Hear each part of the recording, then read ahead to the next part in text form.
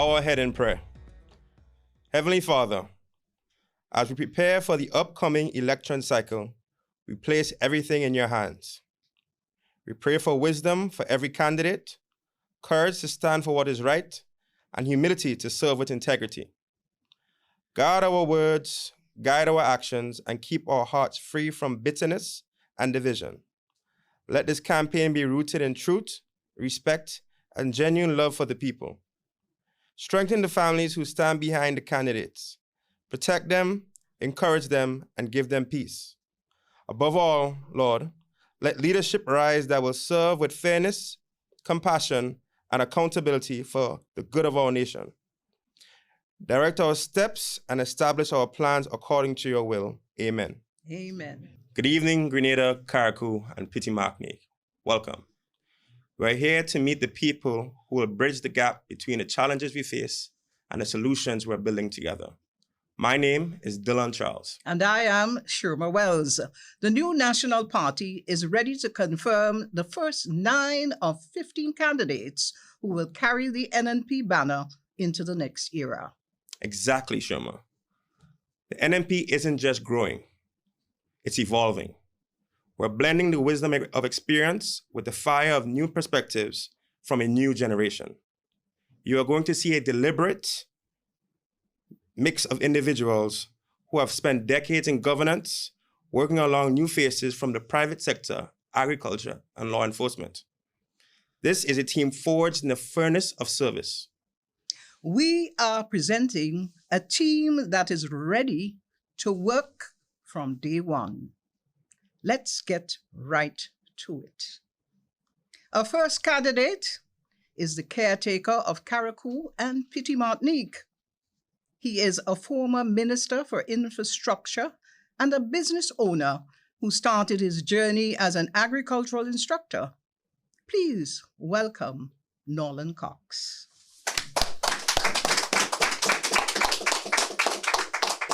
Good evening to the beautiful people of Carriacou and Petit Martinique. My life has been defined by service, from the Princess Royal Hospital to the floor of the Senate.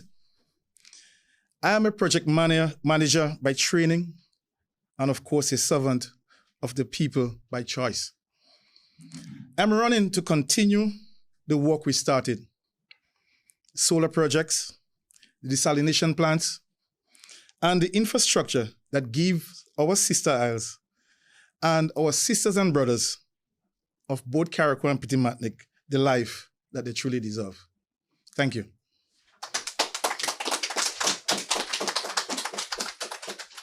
Next, a woman who has spent 17 years in the classroom and has represented St. Andrews Northeast with distinction.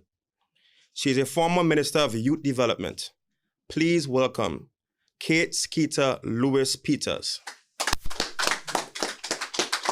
St. Andrew Northeast, I am one of you. I grew up in Paradise and spent my career teaching our children.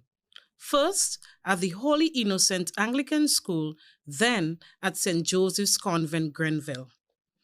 My approach to politics is simple. I listen and I work. I believe in a people-centered development because I have seen how education and opportunity change lives. I am ready to continue the work of building a stronger, more inclusive constituency. Heading south now, people.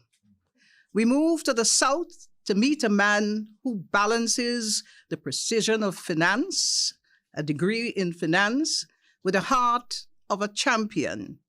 He is an OECS heavyweight title holder and an investment specialist. Please welcome Christopher Diali Jr. South St. George raised me, and I'm ready to work for it. My background is in numbers, auditing, and investment finance, but my passion is in production. By launching the island's first gourmet mushroom farm, I've proven that we don't need abroad for innovation. My plan for the South is simple: modernizing our farms, opening the doors of capital for our youth, and ensuring that we, the ordinary people, have the tools to build extraordinary success. Thank you.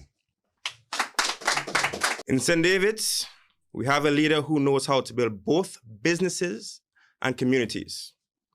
She is a dedicated advocate and the co-founder of a thriving local tour company. Please welcome Nolene James Thompson. My roots are deep in P.T. Esperance and Mount Annan. Through my family's business, I've seen firsthand how our local tourism can drive an economy. But I've also seen the gaps where our families are falling through. I am here to change that. My focus is on tangible results, modern infrastructure for our youth, and dedicated, dignified support for our children with special needs. I believe that when we strengthen our families, we strengthen our nation. Thank you. Our next candidate brings a perspective from the classroom and the farm.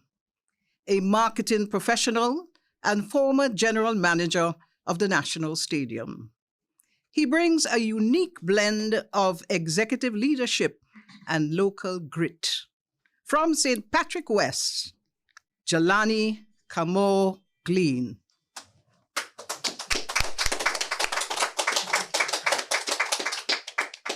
Thank you. St. Patrick, I've been a voice for the voiceless since I was a teenager.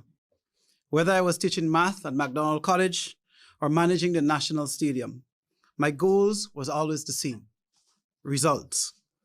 I know the sweat, the costs, and the hurdles our farmers face because I face them too. I am running to bring practical, business-minded solutions to the people of Sotez and St. Patrick West. Thank you. For the tongue of St. George, we have a man who has mastered the world of finance, but never lost his way home. An ACCA fellow and an assistant professor at SGU. Please welcome Troy Joel Noel. I grew up in the heart of the capital, right at Queen's Park, and I carry the stories of our working families every day with me. While my career has been in numbers and teaching, my focus has always been on people. Whether I am mentoring a small business owner or guiding a student, I have seen that song management is what gives families security. I'm not just asking to be a representative. I'm offering to be a caretaker of our resources, understanding that true leadership is a responsibility to manage all our resources for the benefit of every citizen. Thank you.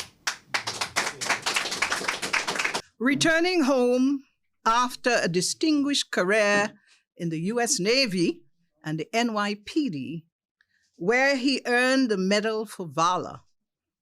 For St. George Northeast, Nimrod Oliver. I've spent decades in law enforcement and the military. I know what it means to protect and serve. Even while abroad, I never stopped supporting our schools and our police force right here in my home. Now I'm back to serve you directly. I want to use my experience in leadership and public administration to uplift the youth and build safer, stronger communities in St. George Northeast. We turn now to a candidate who has spent over 2 decades representing our nation's interests and in various capacities. He's a doctor of global business and a career public servant. Please welcome Dr. Adrian Joseph.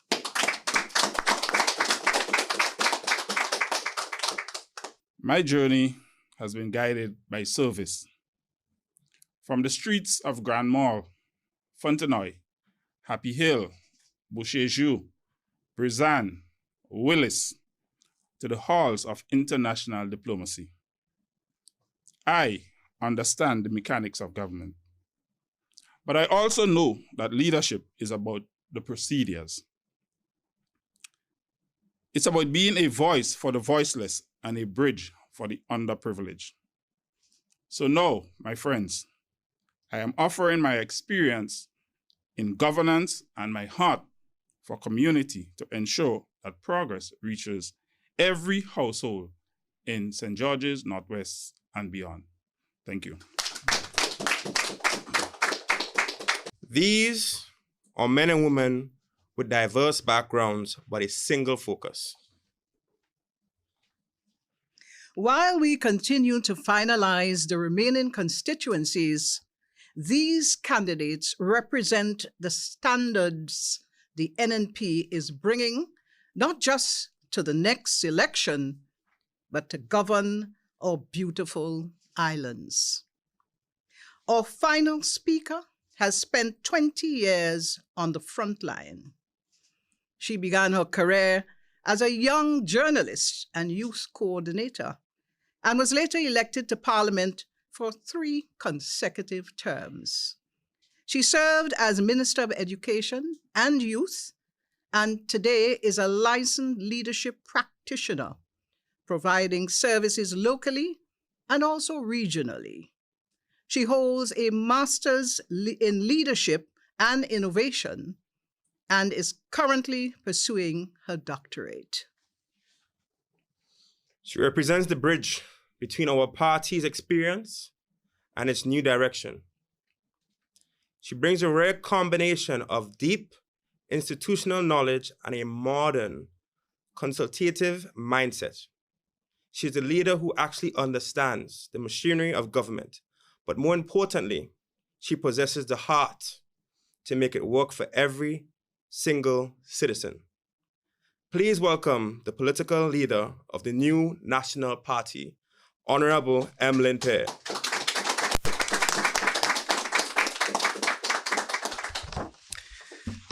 Thank you.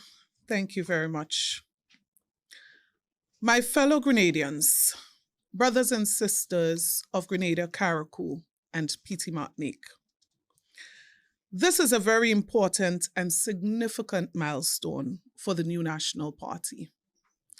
But more importantly, I believe it is a significant milestone and a moment for Grenada, Carriacou, and Petite Martinique. We recognize that Grenada is currently in a season of selective silence. We see a government that often retreats when the questions get difficult, silent on cost of living, which keep rising daily, and silent on the urgent healthcare concerns, silent on the real concerns of the average family of this country. When leadership is unsure of the next step, they tend to go silent. And when they learn on the job, it is the people who pay the price. It costs the farmer his market, and it costs the taxpayer his hard-earned money. We didn't come here to just point out the silence. We are ready to deliver to the people of this country.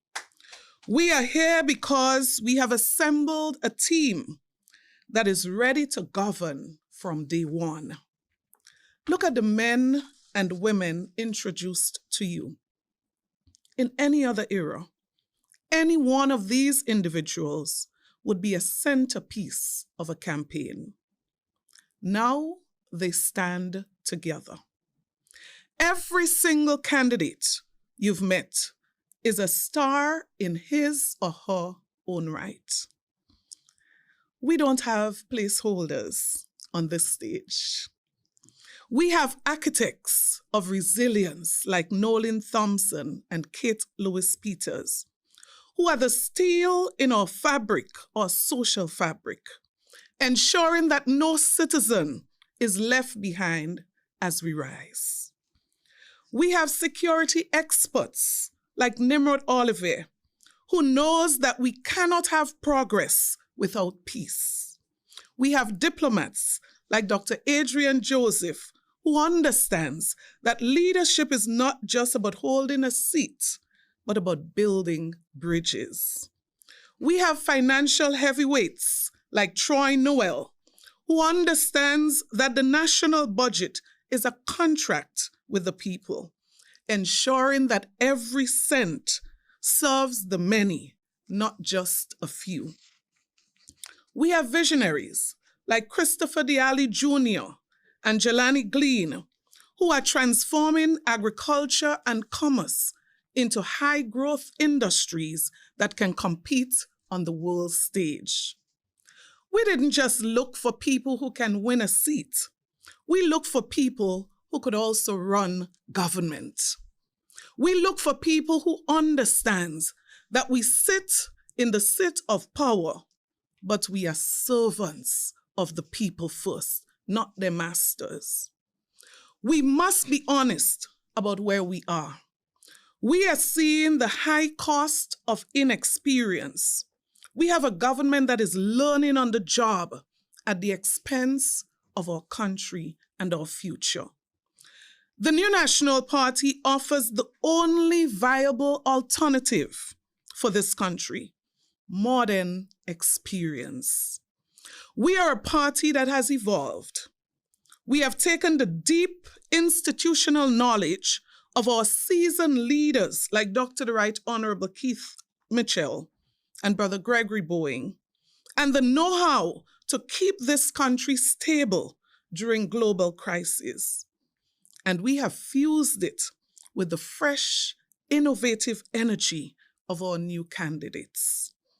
We are the bridge between stability of the past and the possibilities of the future. We know where the levers of government are, and we know how to pull them to make life better for our people.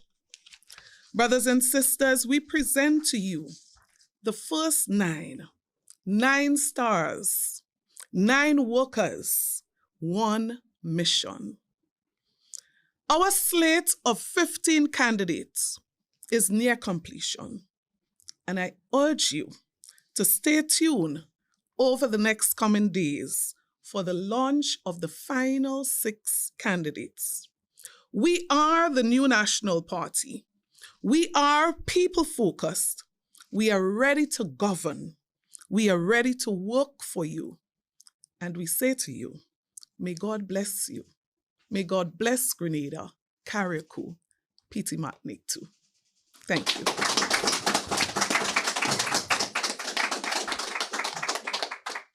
To everyone watching across Grenada, Carriacou, and Piti Martinique, and to our diaspora tuning in from across the globe, if you are looking for a bridge between the stability we need and the fresh perspective we want, this is your team. The conversation is just starting. We are the New National Party. We are focused on people. We are grounded in experience, and we are ready to work.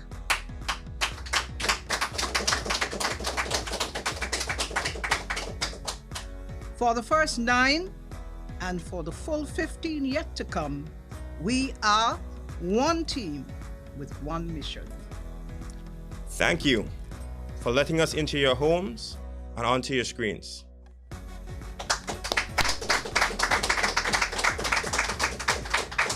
Stay safe, stay informed, and let's build a stronger Grenada together. Good night, and God bless.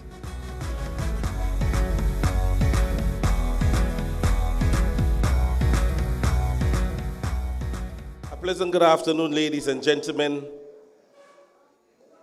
and welcome to another NNP Connect. We are here at the Concord Government School for another evening where we meet together as a party, inviting each and every one of you guys that are viewing on whatever social media platform. To the persons that are coming, we're hoping that they get here safely. At this stage, we are going to start this evening's proceedings by having the opening prayer. And so now we welcome Miss Bernadette Richards to do the opening prayer.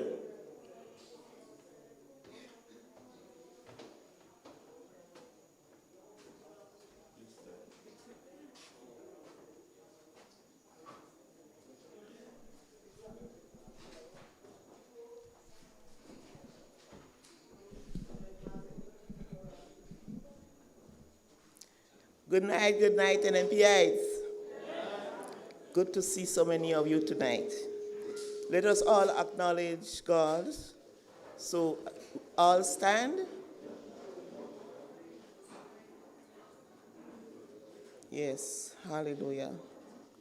Almighty God and our Father, we give thanks tonight, O God, for this is the day that you have made.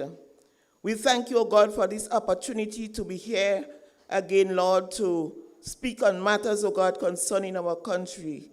We ask, O Heavenly Father, that you lead and guide by your Holy Spirit. O God, we ask, O God, to cover each and every one here tonight, Father. We ask, O God, to take charge and take complete control.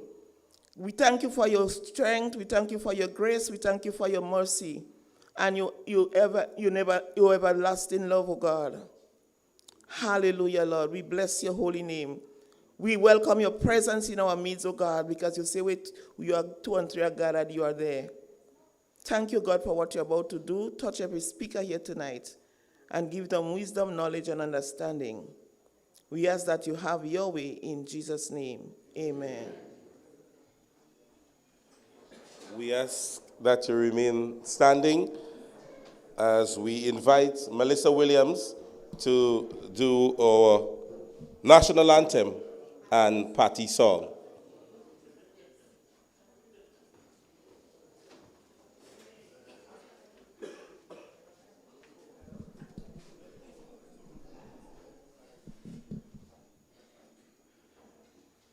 Let us all stand at attention.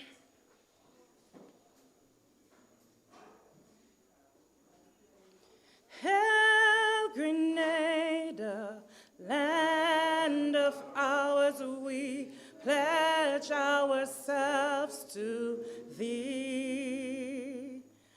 With hearts and hands in unity to reach our destiny, ever conscious of God, being proud of our heritage, may we with faith and courage aspire, build, advance as one people, one family. God bless our nation. Let's now have our party song. If you know it, join us.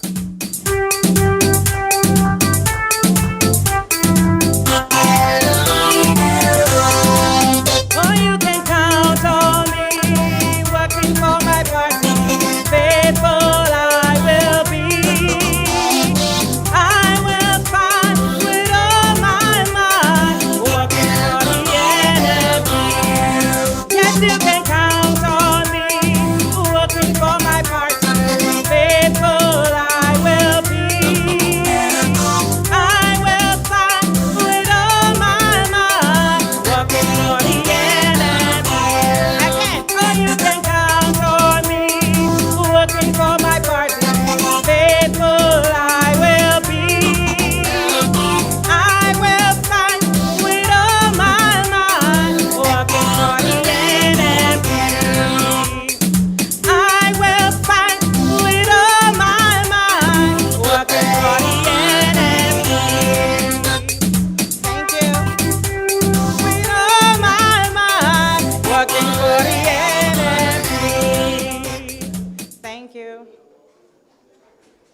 Thank you so very much, Miss Williams. When you're in the house, what there is? When you're in the house, what there is? Lovely. And with that, ladies and gentlemen, we take the opportunity to invite Mr. Emmanuel Hector to do the welcome remarks.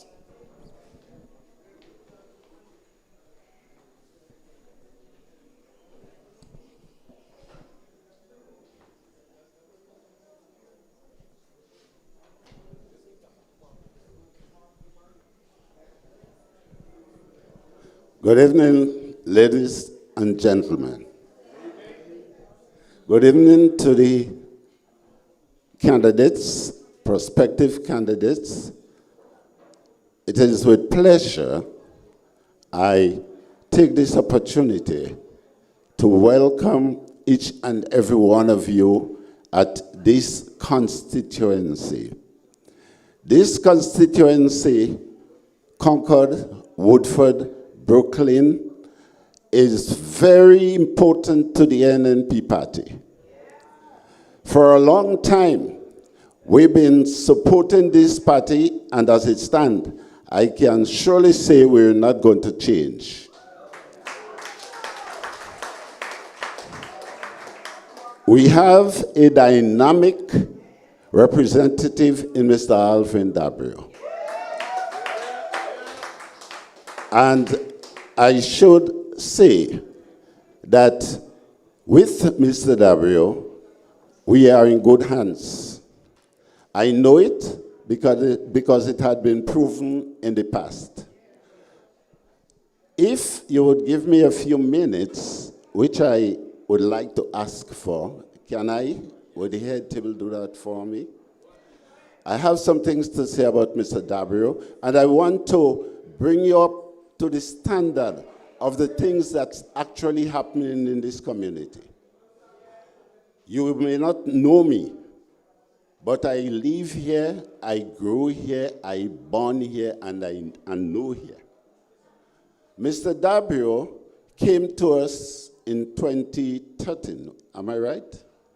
And he was a man amongst men. We stood with him, we fought for him, and he was successful not only once, but twice. I am asking you, the people of this constituency and other constituency, not this constituency alone. Oh, sorry, I didn't address the whole head table, but please forgive me. Not only this constituency alone, but all the constituency. Let us put our heads, hearts, and hands together and support the NNP party. We are going through some turmoil in this constituency. Please, head table, allow me to bring you up to date with what's happening. Is it okay? Now, here, I can safely say we haven't got a representative. Our representative is supposed to be Ms. James, but she's a failure. Without any qualms, I can say that. And the reason why I'm saying that is because I had an interaction with her sometime in February last year, which related to a project that's taking place in Woodford. And when I asked her about it, she told me she don't know. People like that, we don't need them. We don't need people who don't know to run our affairs. We need knowledgeable people. We need people who put themselves out to know. When we vote for you so that you can represent us. Election is not fun. Election is not about electing people to pose. We don't want posers, we want walkers.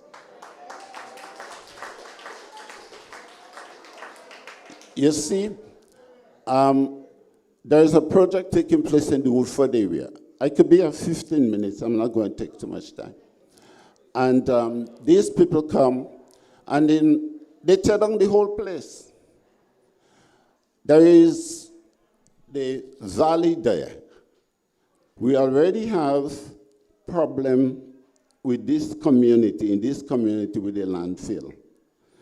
The people from the landfill is taking garbage from all over and bringing this one little area, and they're stifling us.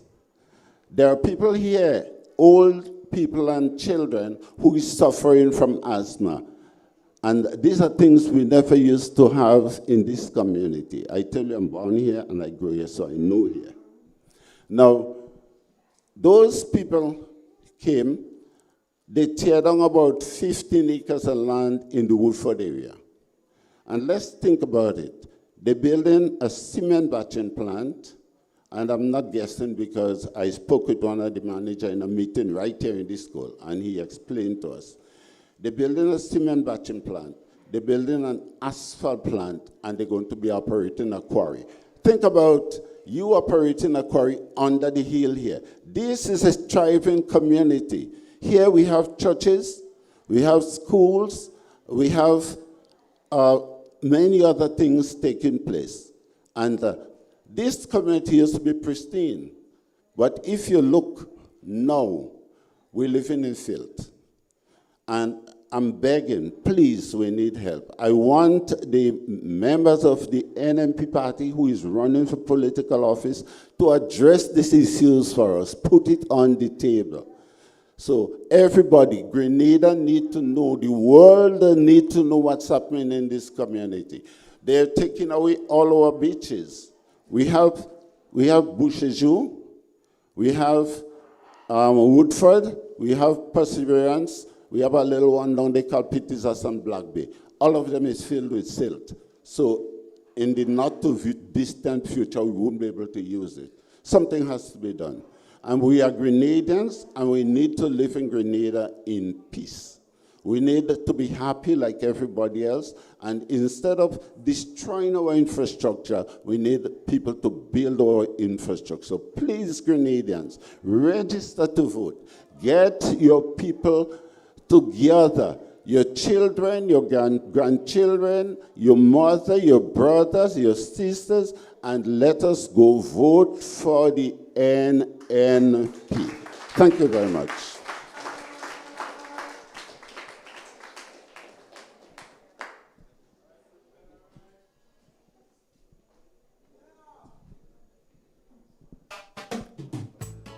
This one dedicated to all Grenadians. Yeah, man, wave your hands. Hey, hey. NNP, we're marching on to victory. So, folks, this is what you call a very informative welcome. Yes, and so we want to thank the dear brother again, Brother Hector. Thank you so very much. Ladies and gentlemen, moving on. Our very first speaker this evening, young, vibrant, and I must say, one that is filled with plans and initiatives for not just our constituency that she was selected, but also for Grenada by extension.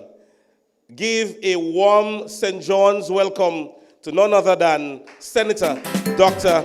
Mayana Charles.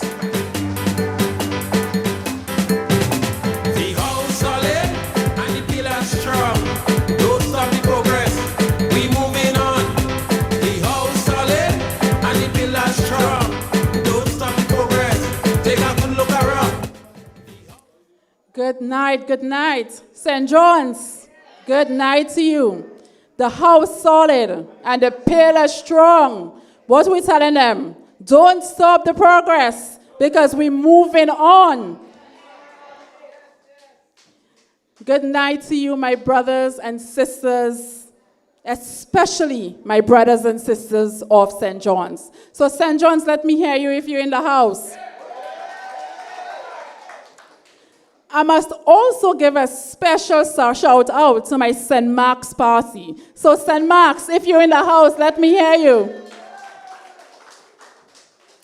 You know, it is such a joy to see so many beautiful and familiar faces here tonight. And to those tuned in online here in Grenada and in the diaspora, special greetings to you. Before I begin my brief remarks, let me recognize my colleagues here tonight, as well as those traveling and will be joining us shortly. And I will first like to start by recognizing our phenomenal political leader, Honorable Emmalin Pierre. I would also like to recognize our distinguished chairman, who will be joining us later, Dr. the Right Honorable Keith Mitchell, and he's here with us.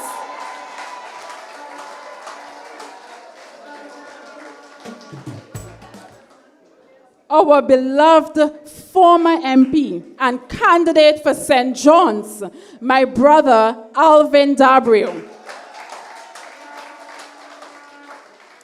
I would also like to recognize a very special brother as well, and candidate for St. Patrick's East, Robert White. And all the other executive members here, good night to you. Tonight, I want to say something to you. I stand before you not alone, and I want you to look at the front, but alongside a team of men and women bound by a single unwavering purpose. And do you know what that purpose is? That purpose is to serve you, the people of our nation. I stand with a team that listens before it speaks. Very important. A team that measures its success not in promises made, but rather promises kept. And this is the new National Party. Brothers and sisters, we see your struggle. We hear your concerns. And we are a team that places service above self. We are committed to serving you, the people of our nation. And let me say this clearly, and without any hesitation or uncertainty. This is a team that stands for all Grenadians, not the privileged few or the select few. We stand for everyone, and we will continue to stand for all Grenadians. And our aim, my brothers and sisters, again, is to build a future for all. And we stand with every community that has waited patiently for real development. Not headlines, not slogans, not fancy posts or videos, but real lasting change. Are you ready for real lasting change in your communities? This is what we stand for as a team. My brothers and sisters, in addition to being excited tonight and a passionate daughter of the soil, I am a medical doctor by profession, and I took an oath, a very important oath when I joined this profession. And that oath is to do no harm and to protect life with integrity, truth, and courage. And I stand by this firmly. But today, when I look at the state of our nation's health, I am deeply concerned. I am deeply concerned, my brothers and sisters, and I am determined to contribute to putting an end to this sad saga. I say this to you, as a nation, we cannot continue like this, and we should not continue like this. It pains me, because we are only in the second month of 2026, and already the warning signs are before us. We see troubling headlines. Have you seen the headlines recently? Have you seen those headlines? We see reports of active tuberculosis cases, reports that our precious children are among those impacted. And what have many Grenadians heard from the government? What have you heard from the government? Nothing. Silence. Absolutely nothing. Silence where there should be clarity. Silence, my brothers and sisters, where there should be reassurance. Silence where there should be leadership. All we hear is crickets. Nothing. Just pure silence. Must we as a people beg for answers when matters of this nature threatens our homes? Must we beg for answers when matters of this nature threaten our communities? Must mothers and fathers lie awake at night wondering whether their children are safe? Must our communities live in fear because they entrusted, or those they entrusted with responsibility just refuse to speak? They refuse to say anything to you. Is that what you voted for? And I'm talking to the people tuned in online and the persons in the diaspora. Is that what you voted for? I'm sure this is not the Grenada and the nation that you voted for. And I say this to you. We should never have to beg a government that is in a position of leadership for answers. As a people, we should never have to do that. And I jog your memory back to some time. Do you remember a time not too long ago during the global uncertainty of COVID-19? Do you remember that? You were informed consistently so that you can take the necessary measures to take care of yourself and your family. In fact, some of you all were tired. You were receiving too much information. Resources were sourced for you. Our labs were well stocked to ensure that you got the necessary tests that you needed. Infrastructure was upgraded and retrofitted to deal with the crisis at hand. And you know who led this? The new National Party under the stewardship of Dr. Keith Mitchell.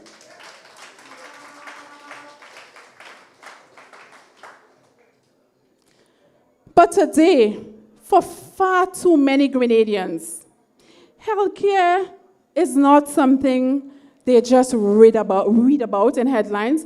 Healthcare is something that they feel, that they have to live with daily. They feel it when they walk into the community clinic, seeking something basic as a dressing, IV fluids, pain relief, antibiotics, you name it, only to hear the words, "We don't have." Sorry, you have to go down to the hospital. They feel it when they travel to that very hospital, only to get there and wait again, and to be told, "There again, we don't have it. I'm sorry, you will have to do the test privately." This is the frustration of our people with healthcare as it currently stands, and this needs to be fixed urgently. You know, and I will give you a story about a mother who called me recently. She called me and she said to me, her son fell and he hit his head, and the teacher took him to the hospital. And she said, "Doc, that's not what I'm calling you about, I'm calling you because I'm in casualty. We reached there 10 o'clock. It's 4 o'clock. We're still waiting. Nobody have attended to us as yet. Can you call somebody to help?" Can you imagine a mother sitting with her son in the emergency room, calling for outside help, and she's not getting the help that she needs right there in the hospital? This is a broken system. And we cannot continue like this. Imagine you have a child in his school uniform with a head injury and a mother pleading for help because the system again is broken. This is unacceptable. Absolutely unacceptable. And that is just the story of one mother. But and I know that stories like that echoes throughout the length and breadth of Grenada.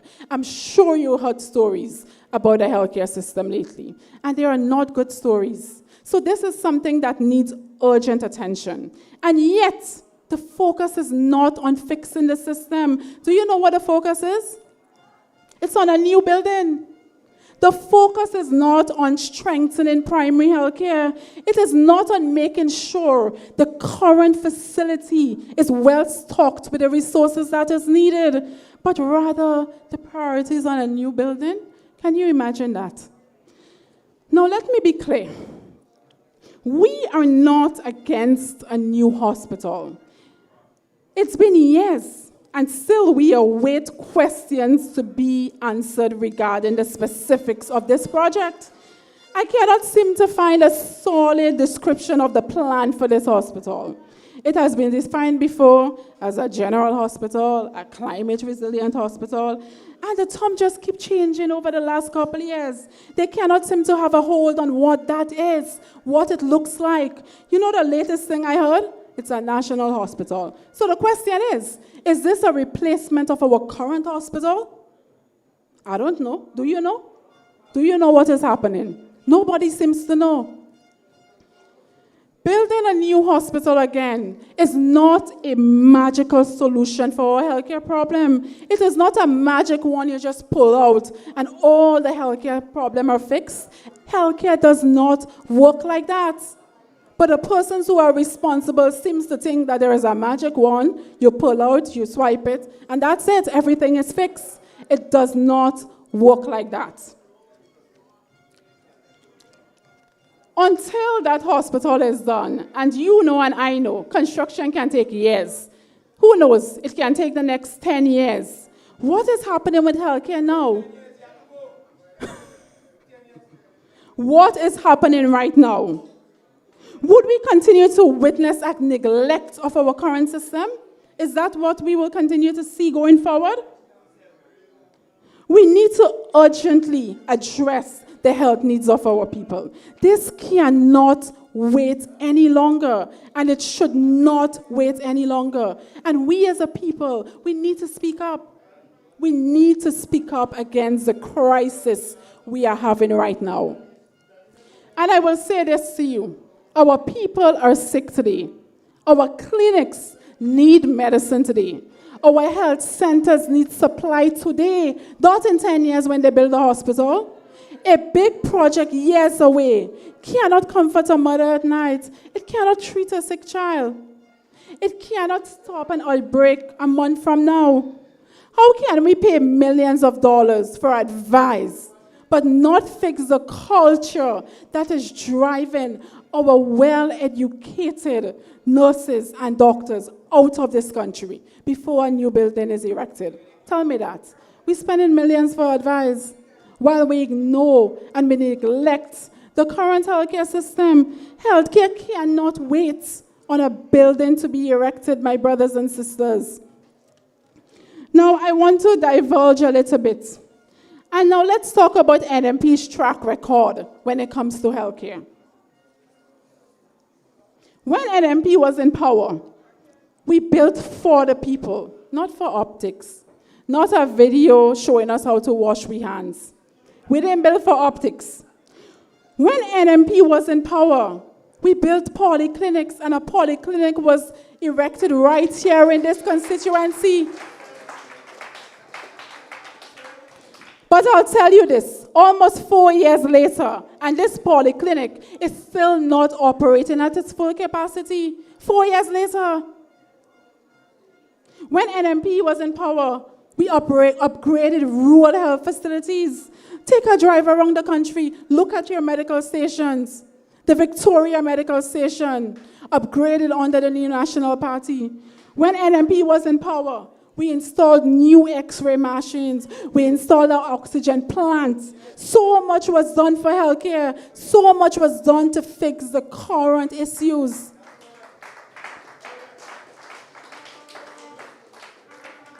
Another very important initiative that was spearheaded by the new National Party is that they laid the foundation for national health insurance. When is the last time you heard about national health insurance? We're not hearing anything about national health insurance, which is critical if we need to move forward with healthcare in this country.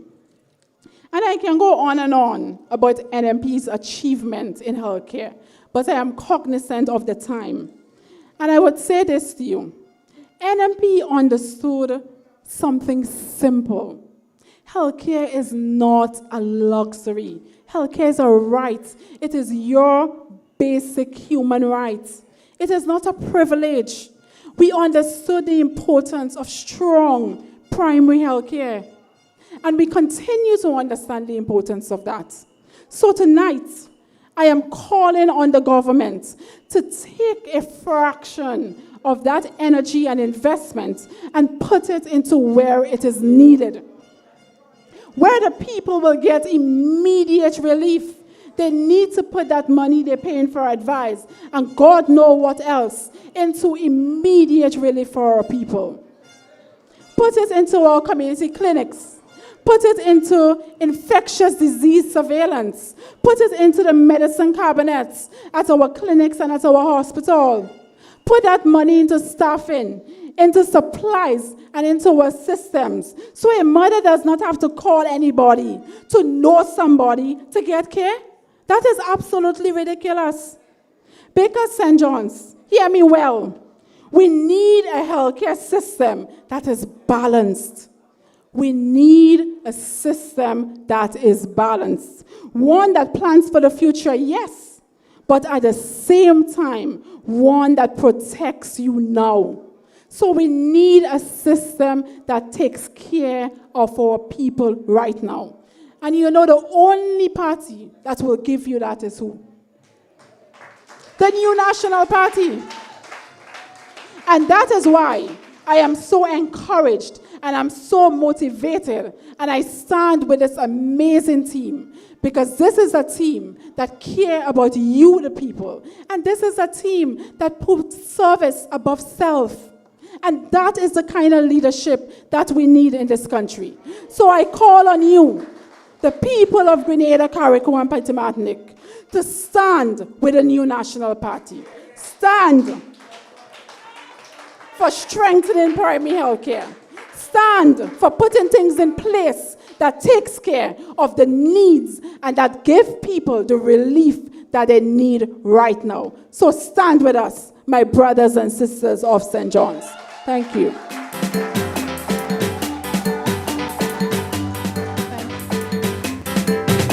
The house solid and the pillars strong. Don't stop the progress. We moving on. The house solid. So yes, folks, from one great doctor in St. Mark's to another great doctor in St. Mark's. You know, at one time they were complaining about too much doctor. One time they were speaking about a doctor. They said, get rid of one, we give them 3 now. So folks, we want to encourage you guys to continue to check the voters list, get registered, and it's time to get on the ground. Let's do what has to be done. Ladies and gentlemen, we move just a little higher up in terms of parish and move a little higher in terms of constituency. And you know when they say, when you see white, what it is? Purity, right? So ladies and gentlemen, St. Patrick's East have been gifted with great white. And so we invite our dear brother, Mr. White from St. Patrick's East. From the hills of the north to the shores of Grenada, the son of the soil, Robert White. Village breeze in the morning sun, raised where the river and the ocean run. Father with a purpose in his sight, stand firm and steady, Robert White. Hands that build and heart that care, feel the people everywhere. When the nation call, he step up right, love in motion, Robert White. Not chase glory, not chase hype. Stamp on truth, defend what's right.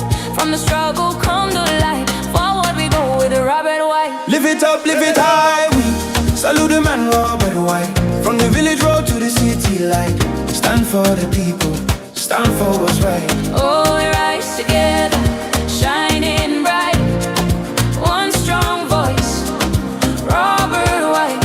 All right, thank you, thank you, thank you. Good night, St. John's. Say that again, my dear. Tonight I'm extremely happy to be here. And I join with my other colleagues from the New National Party. We have in front Brother Alvin Dabrio, the candidate for this constituency. So no applause for Brother Dabrio. Hey. As well as we just heard from Dr. Mayana Charles. Good night, Doc. Very powerful. I see we have our chairman in the house with us. Good night, Doc.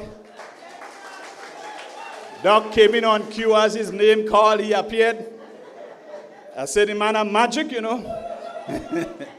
We also have Brother Jelani Glean, my riding bee from St. Patrick West. And I see a young lady who I've christened. I wonder if I should tell you this. That is me and she thing, you know. But I've christened her the firebrand. Amanda Japal George, the mighty midget.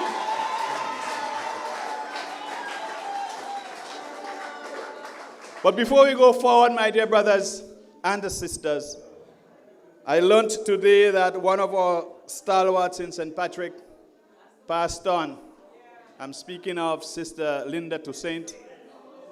And I'd like us to stand and observe a moment of silence for her, please. In this journey called life, some check in at times when we don't even want them to. It's the real world.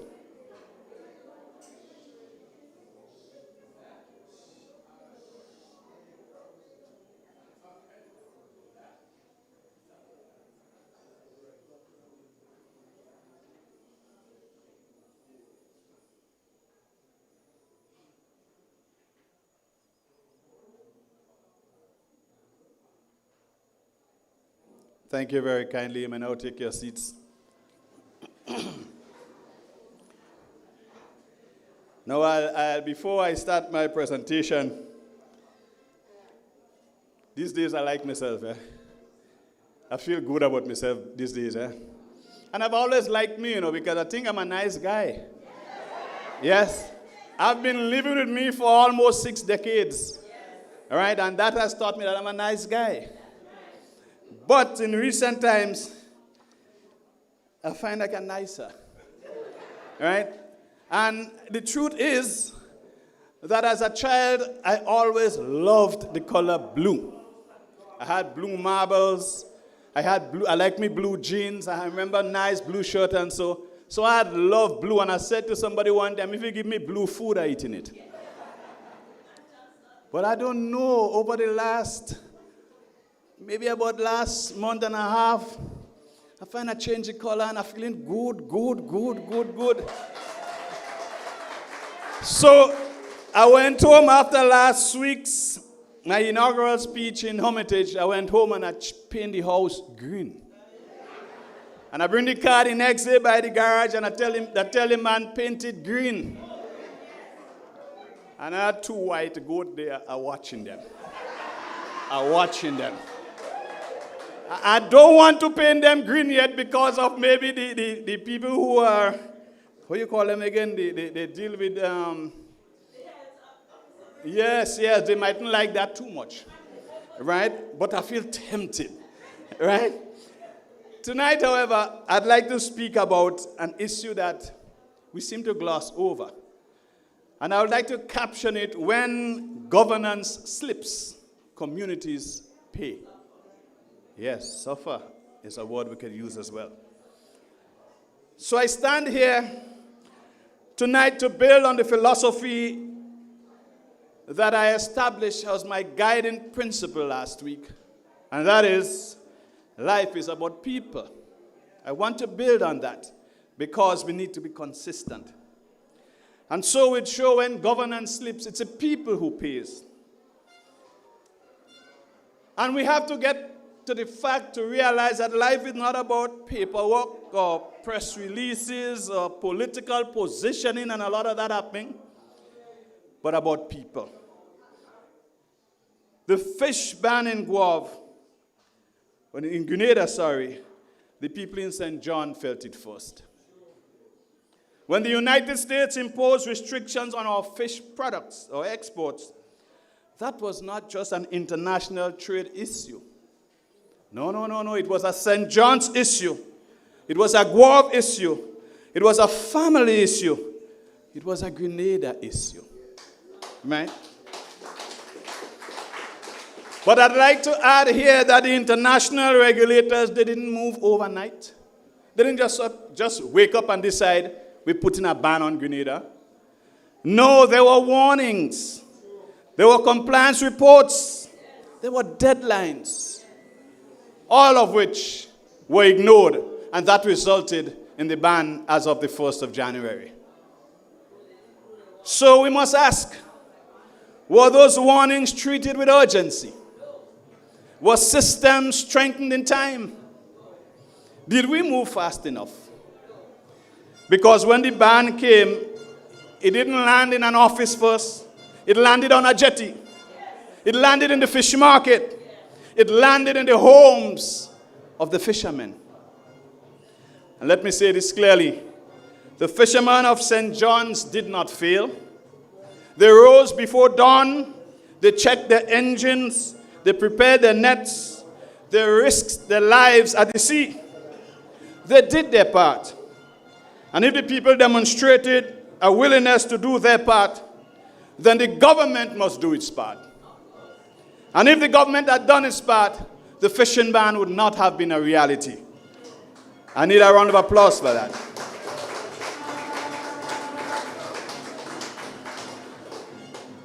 You see, governance is more than posturing.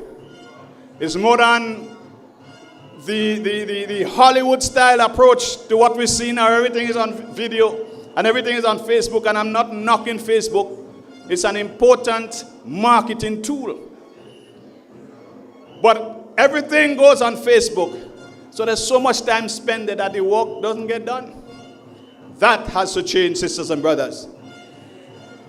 You see, when boats stay tied up longer than they should, people feel it. When export markets close, people feel it. When income drops as a result, people feel it.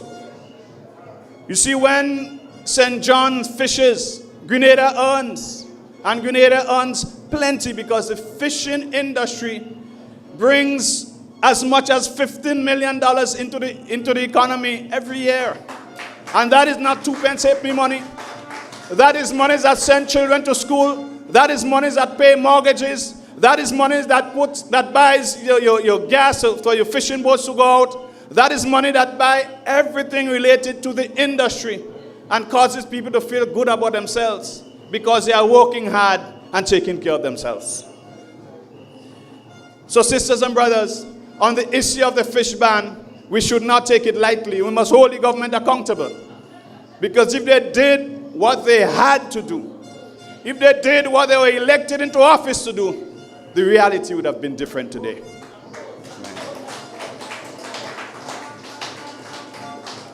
You see, it's an issue of poor governance. And when governance slips, what happens?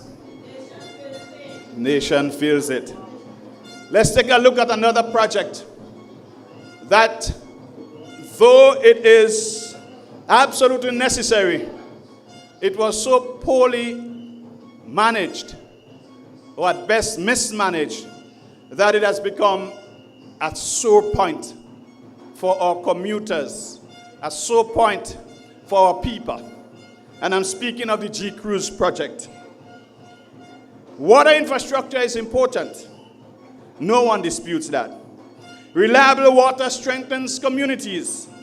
But proper governance is not just about announcing projects. It is about managing them properly. What we have seen is extended delays, prolonged roadworks, traffic disruptions, business losing customers, commuters arriving late, drivers burning more fuel, and increased expenses not just in fuel, but in the maintenance of your vehicle otherwise. Your shocks and your suspension and so. And here is a deeper issue. Bus operators face higher costs and bus fares are controlled. And so rightly you cannot just raise prices. You have to absorb, and I'm speaking about the busmen who have to absorb the additional expense associated with the G-Cruise project. And I tell you this, I saw one minister put up on his Facebook, it was as though he was saying to people, keep all yourself quiet and wait. If all you want water, and if all you want improvement, don't run all your mouth about the issues we have now. That's the mentality. And while I paraphrase it, but that is essentially the message he was sending. You can't get any improvement without a bit of discomfort. And we understand that. But if it's prolonged, and if you get the feeling that at some point in time nobody is listening, then it becomes an issue because it is affecting people where it hurts most, in their pockets. And so projects must be managed as a particular timeline. There's a reasonable timeline within which projects should be managed. And when it goes beyond that, we have to speak. it becomes an issue. And when it's an issue, should we stay quiet? No. So would the NNP stay quiet if it's an issue? No. We don't expect you to, because we ain't taking we dead like sheep. No, we ain't taking we dead like sheep. I'd like us to look at another very burning issue, that of the development bank issue and access by ministers to the financing from the bank. Brothers and sisters, that is a very serious issue. It is considered so serious that regulations were put in place not yesterday morning, from the early inception of the bank, to prevent exactly that. To prevent the fact that the government or ministers of government could have access willy-nilly, because of course they have power, and power brings clout, and sometimes people just accede to your request just because you're the minister, and they bend the rules and twist the regulations accordingly because they want to satisfy the minister, sometimes under pressure that they may lose their jobs. And so we have the issue of the development bank, which was established to empower citizens, farmers, small business people, entrepreneurs, students, and of course, fishermen and women. It exists to expand opportunity. So if ministers access loans contrary to the spirit or letter of the governing laws, that raises serious concerns. Public office demands ethical clarity. So even if something is technically structured within rules, perception matters. Institutions survive on public confidence, and confidence depends on fairness. And if exemptions were granted, then explain them. If rules were followed, demonstrate it. If corrections are needed, make them. You see, brothers and sisters, we said when governance slips, the people pays. So when Sir Eric Matthew created the bank back in the 70s, he knew that life was and still is about people. Not about greedy politicians. No. So the development bank issue is then and still was an issue. And even if it's corrected, and I'm just suggesting, if the issues there were corrected, they should not have happened in the first case. And I believe that it occurred because governance slipped.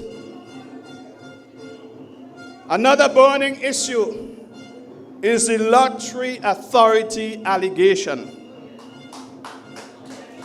You see, brothers and sisters, allegations of financial mismanagement inside the Grenada National Lottery Authority led to the line minister being removed after the Prime Minister declared that he had lost confidence in him. Now, confidence is a political language, but governance requires facts. So where was an audit?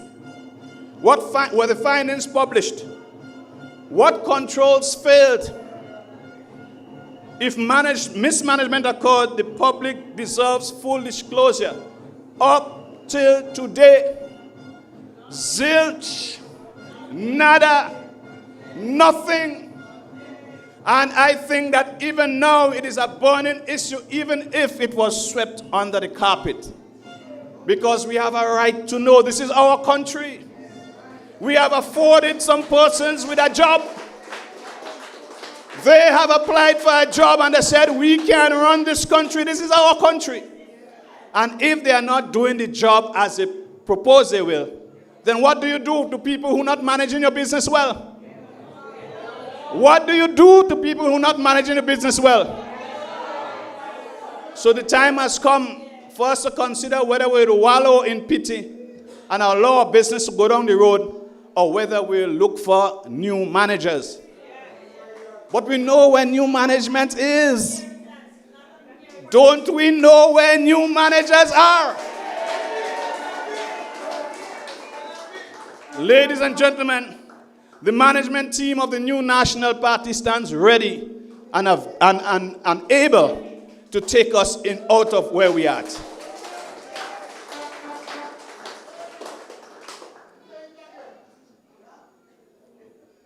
I liken what I see happening to kids in a candy store. There seems to be a certain excitement about we are in charge and we are running this country and we do as we want. And so we fly plane like Lugaro. Right? Every week we out doing, well, we have been told that we are marketing Grenada because we are the face of the country. Right? And if we were getting the results that those trips were generating, I'd have no problem. I'll say, fly, brother, fly. But we are not seeing the results commensurate with the monies that we're spending to send you to Dubai and to send you to here and to send you to there. And of course, it is our money. And we have to be concerned. And we must open our mouths and speak. Because when we don't, people feel it is okay. So we'll continue to ride. And sometimes we'll just pass here to just get a new suitcase and go again. And this, my dear sisters and brothers, are some of the issues that are burning issues. And we cannot afford to sit lightly and allow it to continue to happen. So the fishing ban impacting St. John, infrastructure strain without mitigation, questions about GDP loan access, unresolved bribery allegations.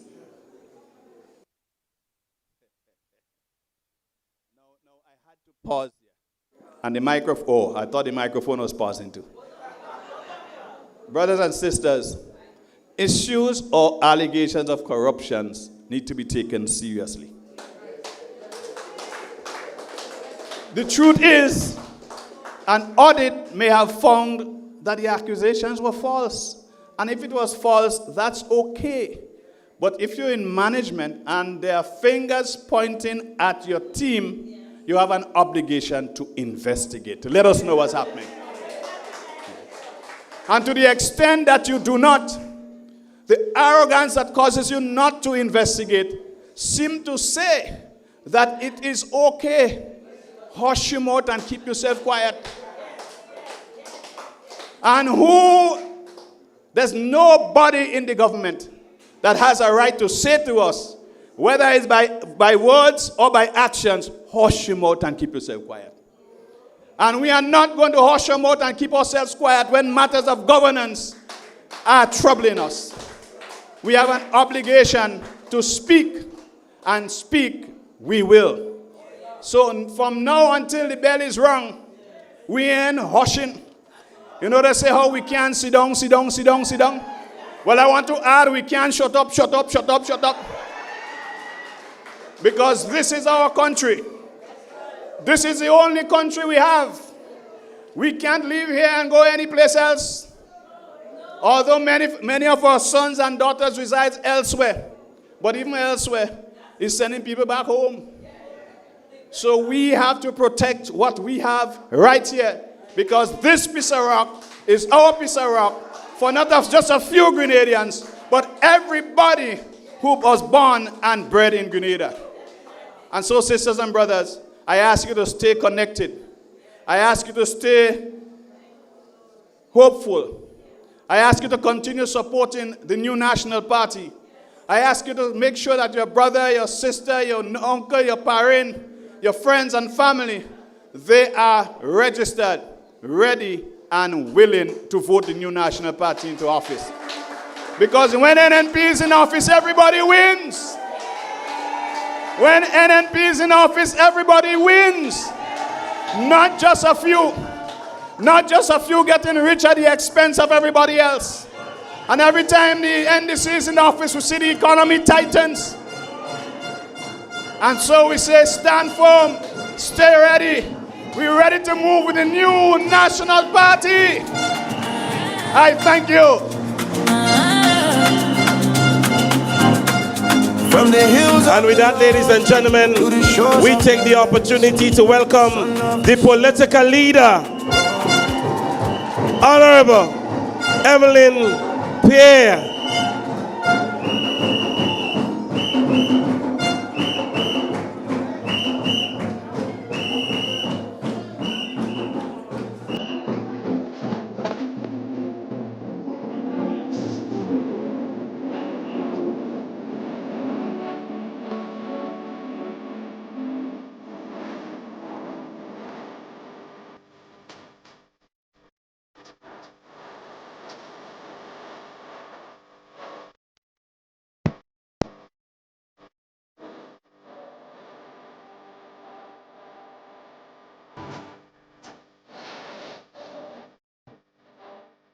So yes, ladies and gentlemen, we want to first thank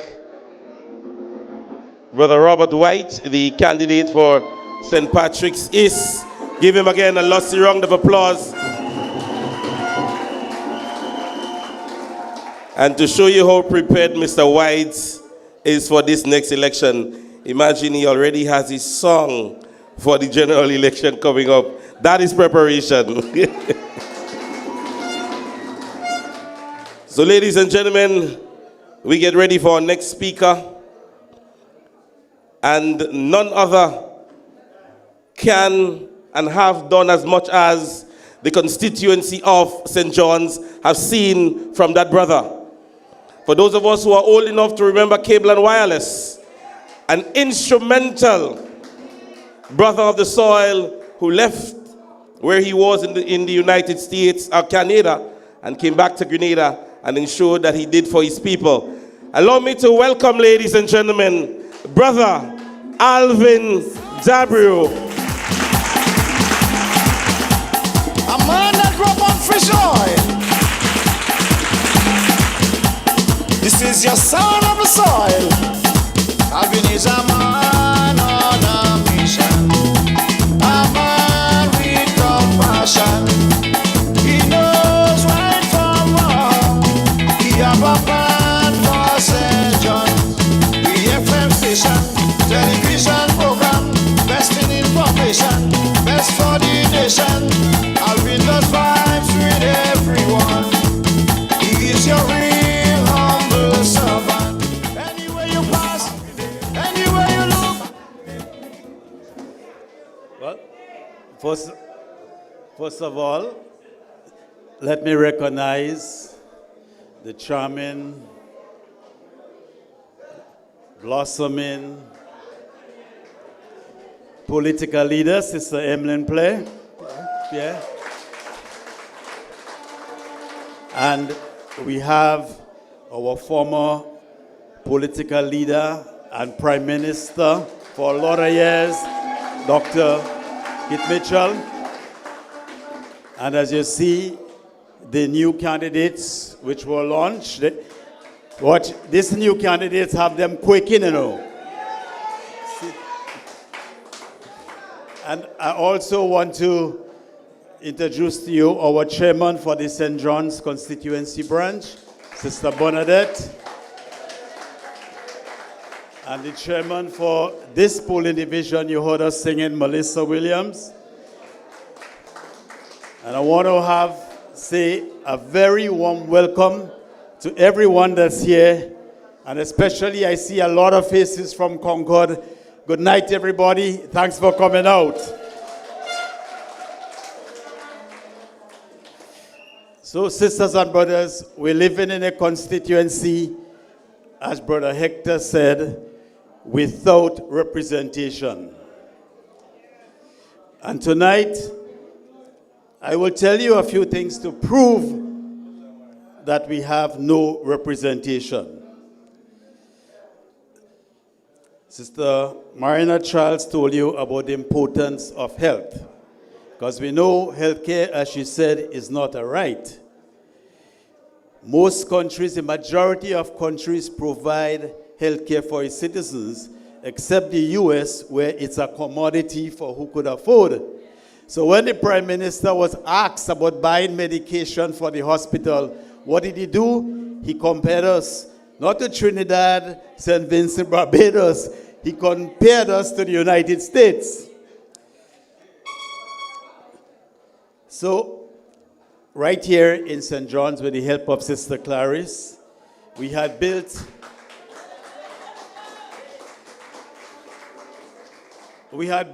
a facility, a modern facility. And that facility was supposed to operate 24 hours a day.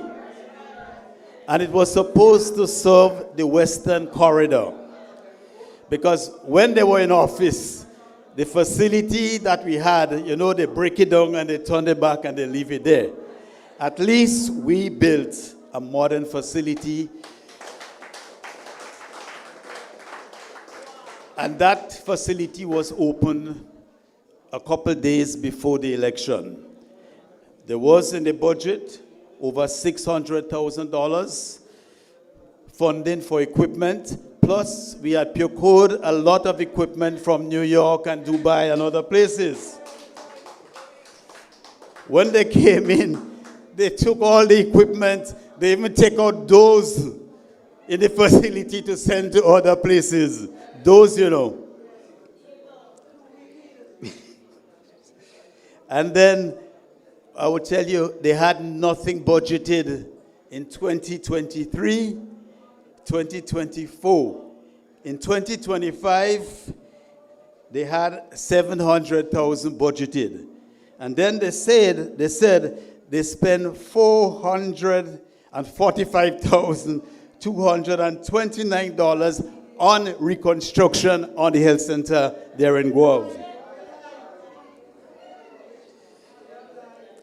And in 2026, this year, they budgeted another 700,000, and that is only for capital. But you're not seeing the budget to pay the doctors and the nurses. Right now, the nurses, they haven't got paid for months, and they're complaining.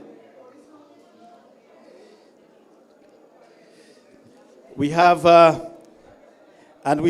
I say, we have a MP and a Minister of Health that's not there, missing in action to make sure that we have good health care service here in St. John. Even in Cloger, when they came in, they took out the equipment that was there and they stopped the doctor from going to Cloger once a week. And that, sisters and brothers, is a government that do not care about its people. We had, one of the important issues we had in St. John was housing, because we never had a housing scheme. But we had, and I would say number 10 had helped in, in securing a few $1 million through the Grenada Housing Authority. And it was all approved. We had the land. The Ministry of Works were doing the drawings for the retaining walls and the road. So everything was a go. And there were going to be two, one in Black Bay and one in Stony Gut. In 2023, the Prime Minister came and he talked about it in his budget. This big grandiose scheme that was going to go in Stony Gut. In 2024, the MP said that the land is sold. But she must come up with a better excuse, because if you sell land, you must know. But she lied in Parliament. The land is still there. And even if the land was sold, I as a private citizen can't take land. But government could take whatever land they want for the public. So that is no excuse. It's just they didn't want to build a housing scheme in St. John and for Guelph and Black Bay.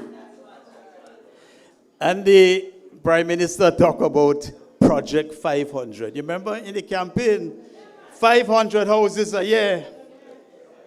Well, we ain't seen any of these here, you know.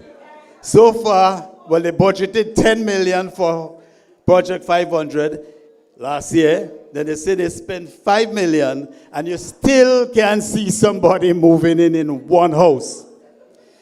Right? And these are the people that talk about accountability.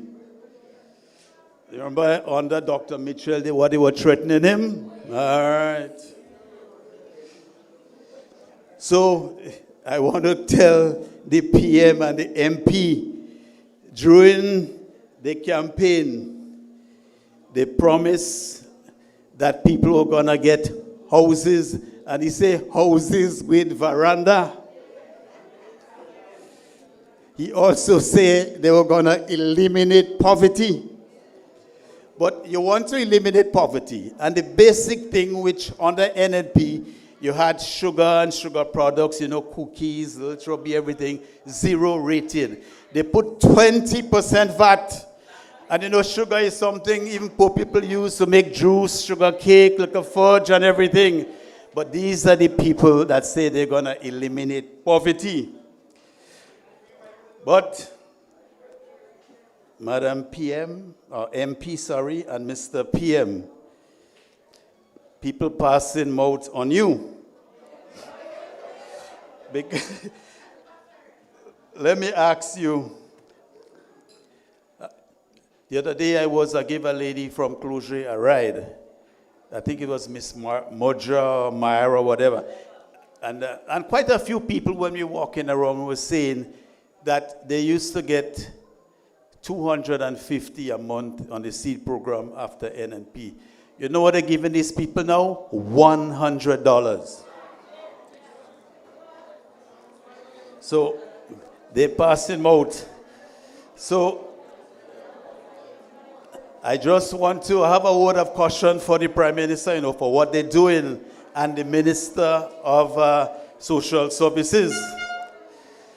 One day, when you wake up looking for your pipe to take your smoke, and you can't find it, it's not Crapo that's smoking it.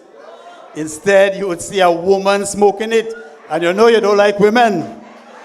But we're going to have Sister Emmalin Pierre smoking your pipe. So, put that in your pipe, plain and simple.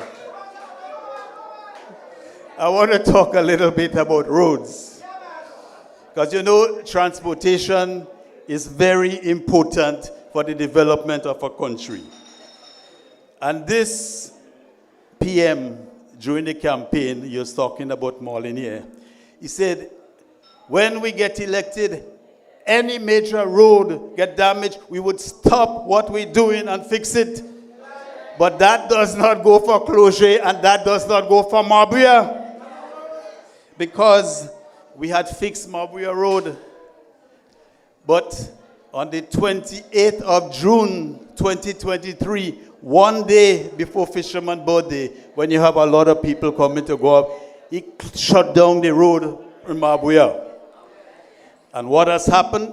They have not done anything there since, so it's just deteriorating. I hear recently they say they're going to fix it back. But election coming. And it was just a little sink in the road, So if they had fixed it back then, everything would be okay. So you remember that under NNP, when the British Prime Minister came to Grenada at the time, they had agreed to fix the road from Queen's Park right up to Waltham. And that was going to benefit everybody. Well, the COVID came 2019, 2020, 2021, it was just wrapping up. Election was in 2022. So, naturally the project couldn't start. So the PM sent, I guess, his best negotiator, Andy, to negotiate on that. Andy come back beating his chest, saying the NNP lose the project. You were in charge. You went to England. You lost the money because you did not fight for it. But what he wanted to do was just blame NNP. But Andy, it's not only NNP that used the road.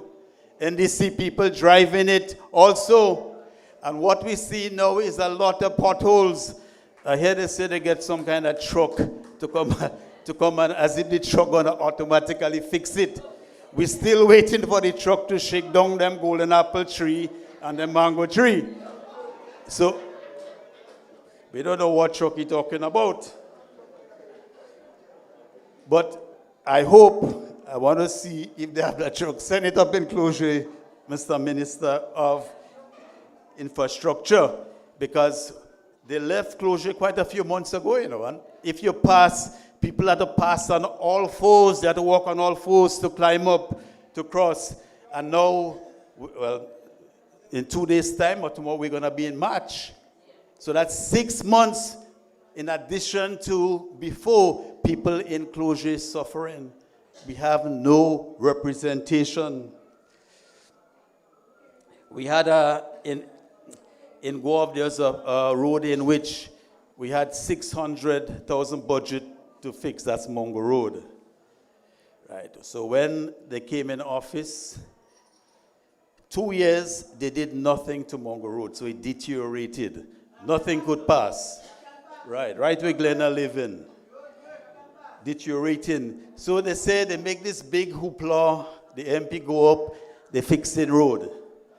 Then they say road finish. Well, I drive there the other day looking to see what finish. The road was done before. That's how they're operating, and that's how they're spending taxpayers' money. They have no conscience for how they spend or they manage taxpayers' money. We had started a road in Market Square. Excavation started right going up Market Square Hill. When they came in office, they just shut down the construction.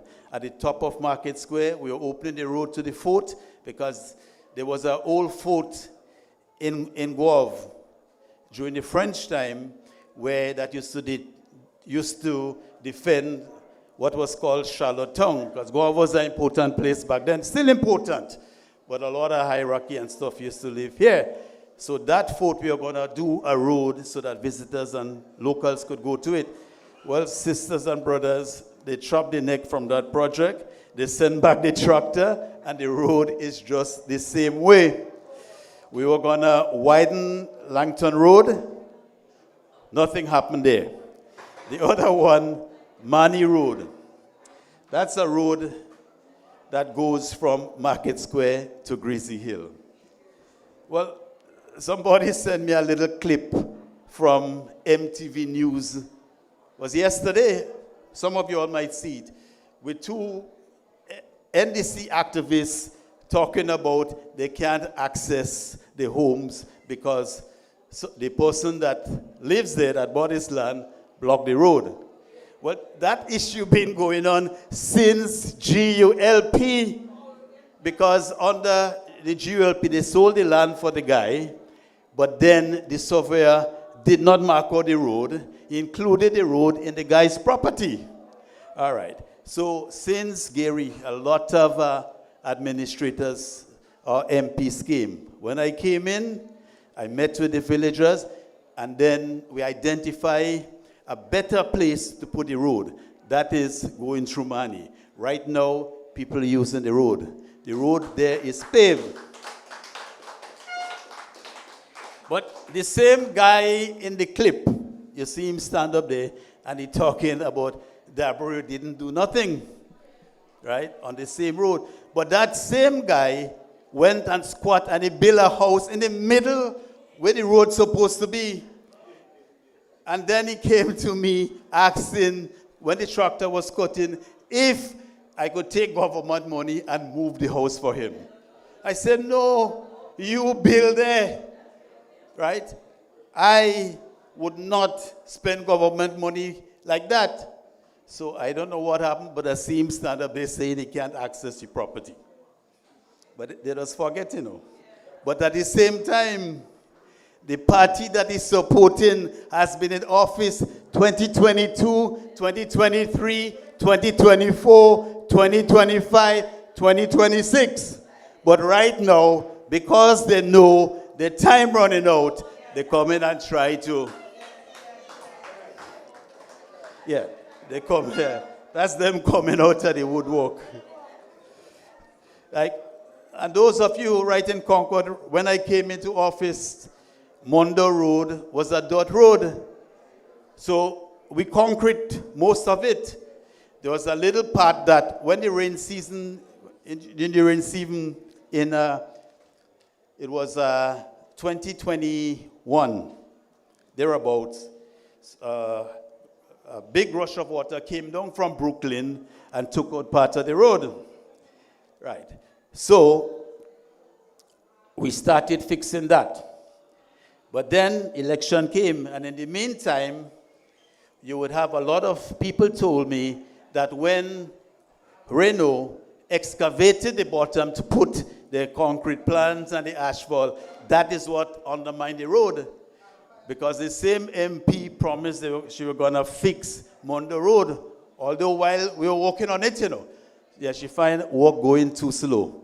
So she said she go fix it.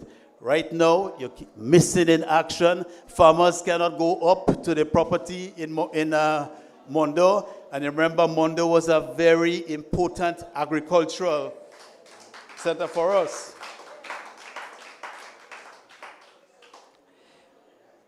But then you're talking about putting the asphalt plant there. People are still asking for the environmental impact assessment. We can't find it, but the same Prime Minister and Minister of Infrastructure, because when physical planning had closed it, he instructed them to remove the train and start operation in December. But you could tell something is not right, because government have shares in the Perseverance asphalt plant. So why would 500 yards away you want to put another asphalt plant? Put it in St. David's or St. Andrews. It's gonna be better there because the trucks don't have to come all the way for the asphalt. So it makes no sense. But at the same time, the people that make those decisions, I don't think they have sense. We have right here in Concord, the Concord Water Road. Because the waterfall is our main tourist attraction. And a lot of people get their livelihood from vending and other things up there. But they decided they want the water. But again, if you want the water, take it after the falls. You don't must take it before the falls to reduce the effectiveness of the falls. So they take it before the falls, just on top of the falls. I one thing that's bad. But then they never consulted with the vendors and the people that use it, and even the farmers that use that road for agriculture. No consultation. They come and they dig up the road. And now they're talking about they go only fix back where the pipe is run. But they damage the whole road.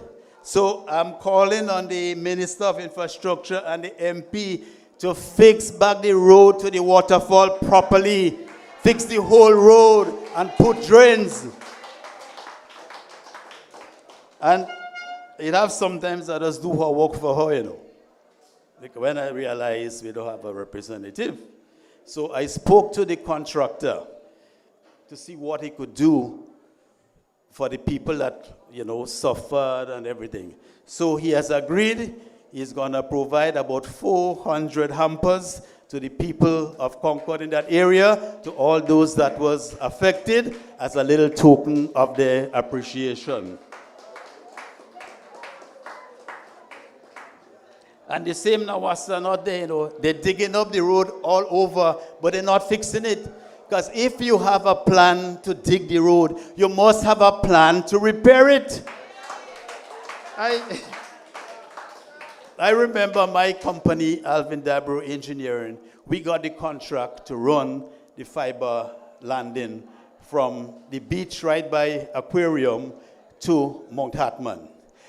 And that was supposed to be 6 4-inch pipe plus the fiber.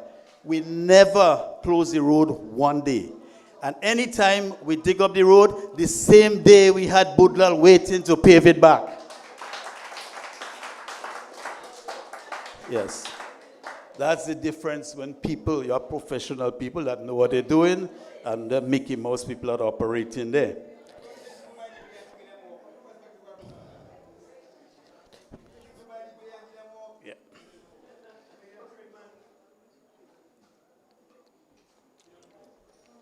Also, the people in Kubari, we had plans that to the temporary pedestrian bridge that we had built in Guave. Well, we use it for the Hubble Bridge and they use it for the Lance Bridge. And then we were going to move it there to Kubari so the people that living across the river could use it. But that didn't happen yet. So, Ms. MP, I'm giving you an opportunity to do it. Because if you don't, the NNP, we will come and do it.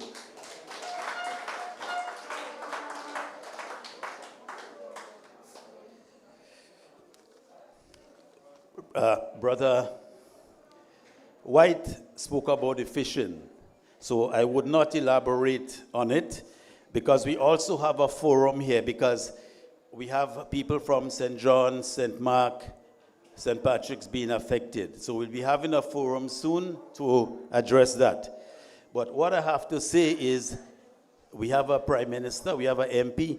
How we not hearing them? They never hear to address these things for us. So Fisher folks, I hope you know who's looking after your interests.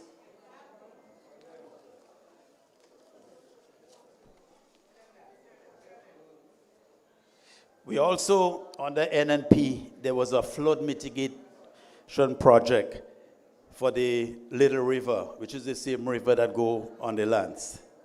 So just as you would notice that project had started before the election, because you had started on the Brothers Bridge, up in Cloger, another wall. So when they came in, they continued with the project. They tried to stop it, but the contract was signed, so they couldn't stop it. But they reduced it because Mount Millet had started, Brothers Bridge was started, the wall going to Shripper School. Then the bridge before, which is Matawan Bridge, it was supposed to be widened for two-way traffic with sidewalks, just like we did the bridge by the fish market in Guelph. But they still cut back on the project, and the Matawan Bridge is still one way without no sidewalk. What kind of representation are we getting, sisters and brothers? These are the people, we don't really need them there, you know. We had, we're talking about, even just going back on the closure project, all they had to do was put in one culvert, you know. We end up having to buy land, because taxpayers' money, buy house, and up to now, the culvert is still not repaired. The water is still coming. So, sisters and brothers, in conclusion,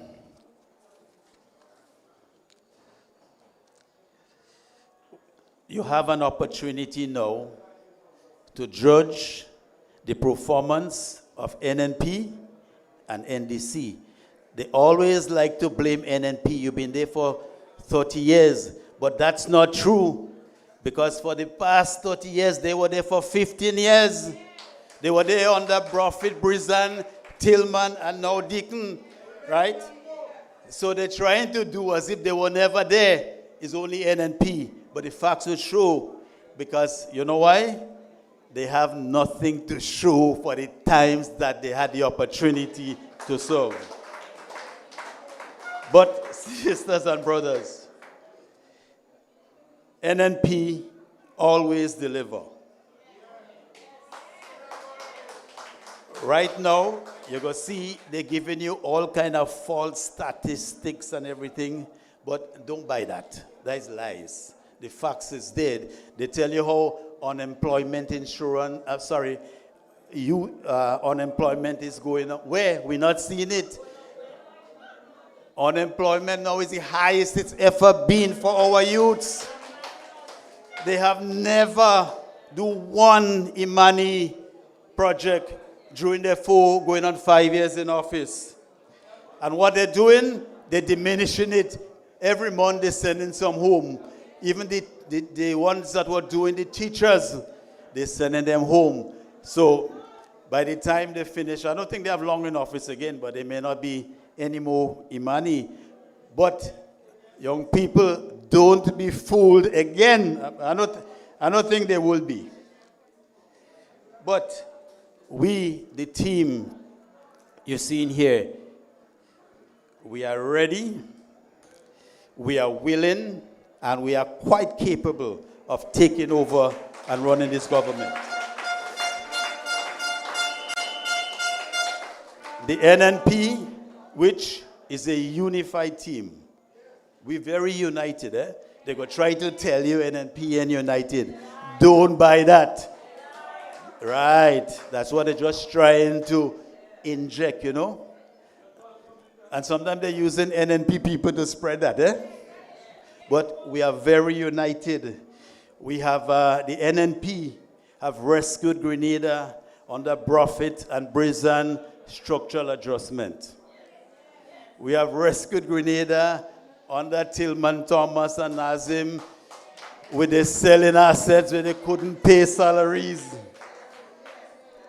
Well, this one came in and he had a pregnant treasury. I don't know if a miscarriage happened or if they did a willing abortion, but something happened. The pregnancy is not there. And the thing about it is, they can make more babies. That uterus is gone. It's only the NNP that will bring back a new uterus. Yeah, and we have a lot of female and female leaders. We know how to do that.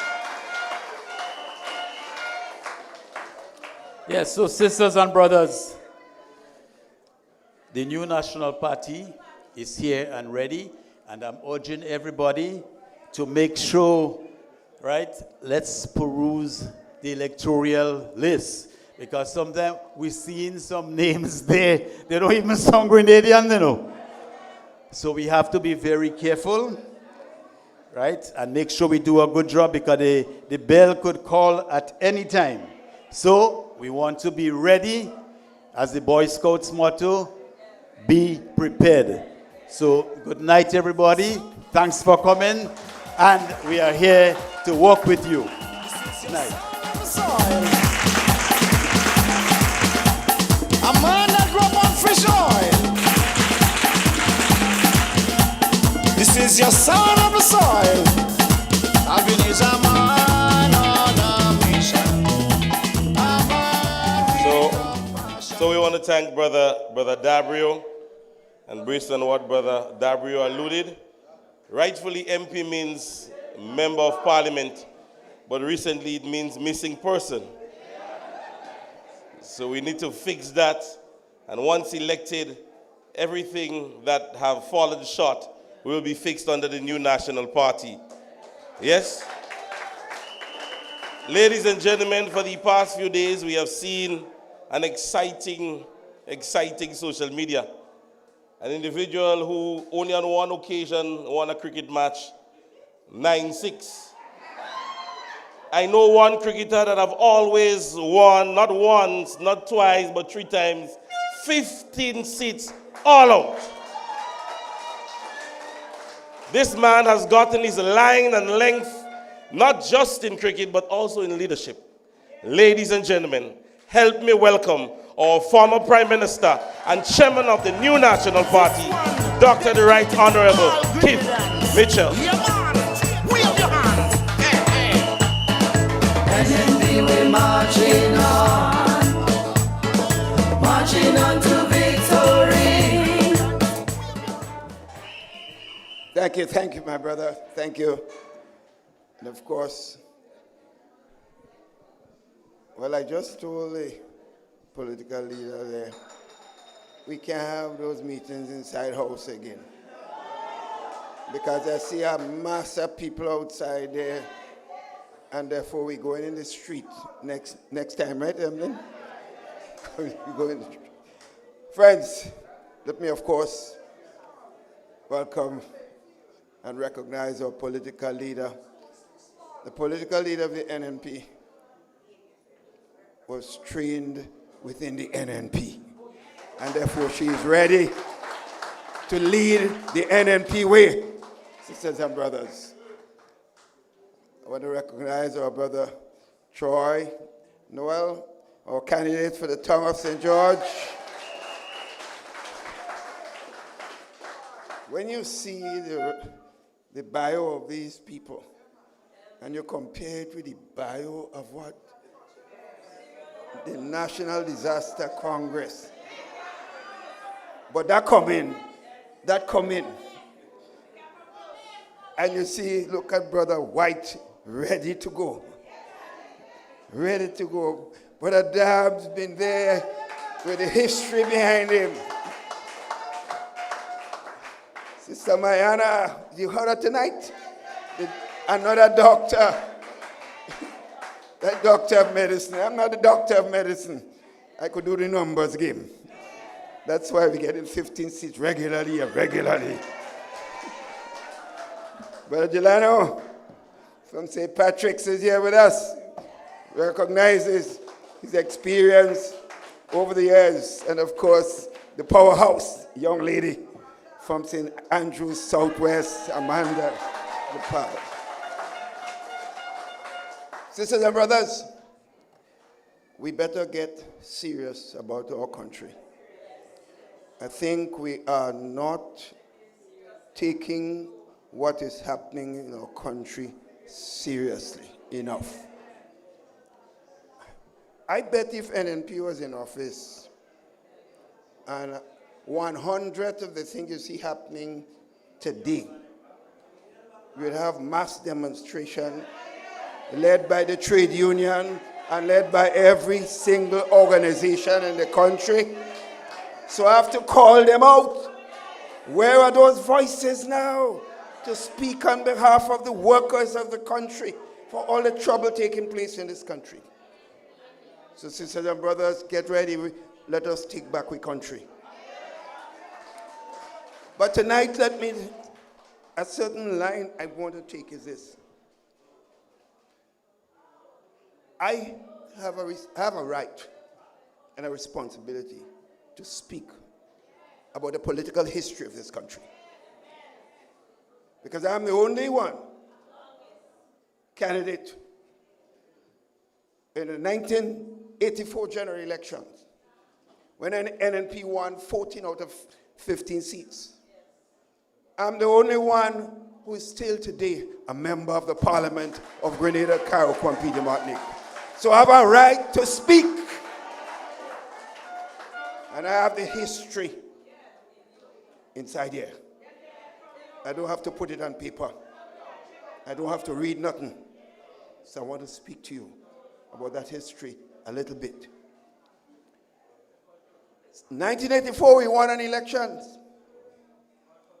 By 1990, the people voted back the NDC in government because the NNP splintered. Sisters and brothers, what we forgot is within this 5 years from 1984 to 1989, the NNP brought electricity from 45% of the country that had electricity. By the time 1990, 96% of the country had electricity throughout the length and breadth of Grenada, Carriacou, and Martinique. Work you want, work you go get. That was our symbol. You remember that? Work you want, work you go get. In other words, NP was not just talking, we were working. Sisters and brothers, not only that, many parts of the country, people had no pipe-borne water. I was the minister responsible for works and public utilities for water. And for 3 years during my term as minister, the minister of water did not have water regularly in his home in Happy Hill. We had to define the system and the problem with our brothers Gregory Boyne and Dennis Campbell, two of our patriots. Dennis Campbell was gone to the great beyond. And they went and got experts to themselves and their knowledge because they were scientists in their own right. And they were able to identify the problem. And all it was, sisters and brothers, was connecting the water system in Concord to the north of St. George's, so that the people in River Road, in St. George's Town, in Happy Hill, Boucherjou, Concord areas had water supply. We didn't have. So within 5 years, sisters and brothers, we were able to bring pipe-borne water to all the people, even the south of St. George's that used to get water from the Vendome system.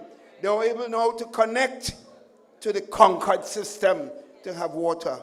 You see, the history we forget easily. We forget. At the same time, sisters and brothers, in 1984, the country had what you call a crossbar telephone system, what you call an old-fashioned thing that the PRG bought from East Germany for $6 million.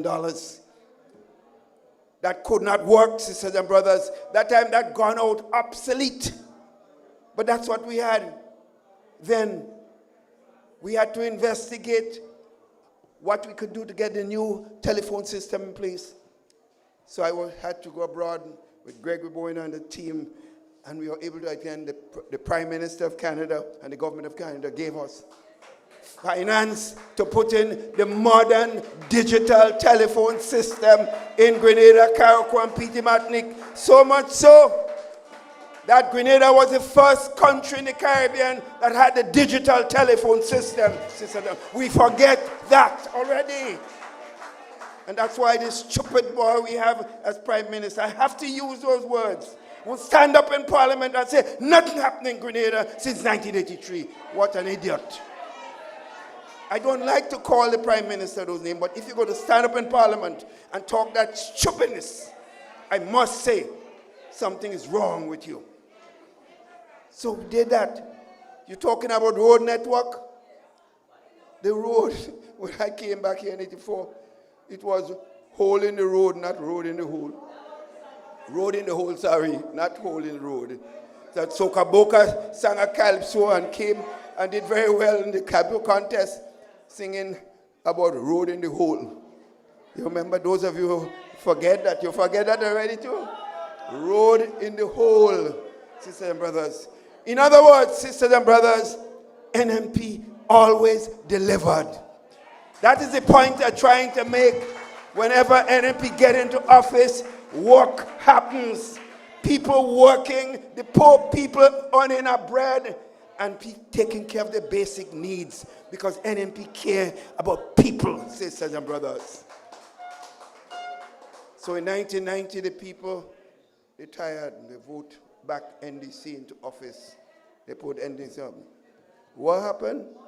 Nothing happened in Grenada for almost 5 years. Sisters and brothers, the NNP was returned to office in 1995, sisters and brothers. Work restarted. We had projects all over the country, sisters and brothers. We did build a ministerial complex, sisters and brothers. Those of you, you see some of them sitting in there now, and they're saying nothing happened in Grenada since 1983, but they sit down in the building built by the new National Party serving the people of this country. That's why I must talk about the history, sisters and brothers. It's not a repetition for people to understand what a serious government is. Government is not just voting somebody and they can talk nice and they put on nice clothes and they slim and thing and they wear all kind of panel socks, all kind of funny socks and all kind of thing. That is not what Prime Minister job is about. That is not what Minister job is about. Minister job is working for the people of Grenada, Carriacou, and Petit Martinique, sisters and brothers. So we went to government, work, all kinds of stuff happened in our country. Projects. By 1999, when the government fell, the people gave us 15 seats. More work, sisters and brothers. You see the mall, the cruise ship terminal, and all these buildings in St. George's there now, sisters and brothers. You see more projects around the country, the road network rebuilt around the country, sisters and brothers. We see all these major projects, sisters and brothers, occurring, and people are going to still come back and talk about nothing happening in Grenada since 1983, sisters and brothers. But because the NNP had a vision for this country, sisters and brothers, NNP cared about the people. And that's why NNP would always be there to take care of the people of Grenada, Carriacou, and Petit Martinique. But sisters and brothers, we can start naming projects over and over, all over the place we have done. In other words, every time we came in, we worked. NDC been there 1990 to 95. They were there also 2008 to 2013. They are there now from 22 to 26 and counting. Sisters and brothers, tell me one good thing the National Democratic Congress has done for this country in the 15 years that they had responsibility to govern this country. We would like to know, and they must be held accountable for what they've done to this country, sisters and brothers. So, but every time the NNP comes in, we have produced and take care of the people of this country. NNP cannot be a perfect government. We were not a perfect government. But we did the work for the people of this country. We brought benefits. You remember when Alvin came and destroyed Grenada, what happened? Sisters and brothers, and because of the NNP's regional and international connection, the President of the United States, George Bush at the time, tried to reach me as Prime Minister to see what he can do. Because we were on an international organization called the International Democrat Union. He was a vice president, I was vice president, and the Prime Minister, John Howard of Australia, was the chairman. So he called me, could not get me because everything was destroyed. He sent the ambassador from Barbados with a special telephone so that I can speak to him. Spoke to him, he arranged for us to come to Washington immediately. He was then campaigning for a second term for presidency of the United States, sisters and brothers. So I went within a few days to Washington. We met with the IMF, the World Bank, and a lot of business persons.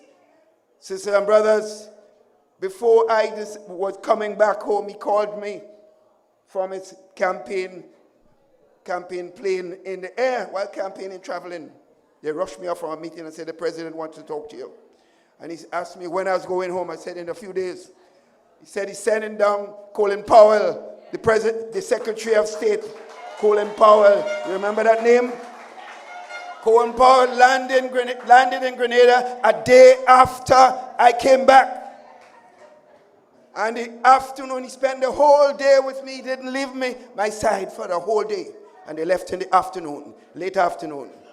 The next day, the President of the United States sent down $50 million for the people of Grenada, Carriacou, and Petit Martinique. You think NDC could get that, sisters and brothers? If NDC was in our place, as Brother White said, crapo, smoke with pipe. Because the NNP had the international regional connection. We didn't used to go to Dubai. If we go to Dubai, it's to collect things for Grenada. Not to travel to Dubai and come back empty-handed, spending the taxpayers' money. And that is a serious thing. We did all that work, brought back the country after Ivan, sisters and brothers. A country that was destroyed and people said would not get back there in 20 years. Within 3 years, Grenada was almost back to normal because of the work of the new National Party. Sisters and brothers, and that is why the message has to be clear. Sometimes I don't know what happened to us sometimes. How would we watch something working well? People sacrifices. In fact, some of my ministers ask me when they see the nonsense going on there, I say, Doc, what the hell you make us make all this sacrifice for? People sacrifice, they couldn't travel. Ministers could not travel, including me, unless they come and show why and what you're getting out of the travel. Otherwise, you can't spend taxpayers' money. But everybody enjoying themselves now, 3 and 4 of them, with a delegation, 8 and 9 of them, spending monies. The public servants could tell you, sisters and brothers, those who are counting at the Ministry of Finance and other places could tell you, they never see bills like this after ministers travel.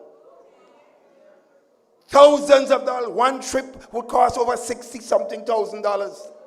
I never spent a tenth more than $15,000 on any one trip in our country, sisters and brothers. But they're enjoying themselves at the expense of the taxpayers. That's why they could do what they want.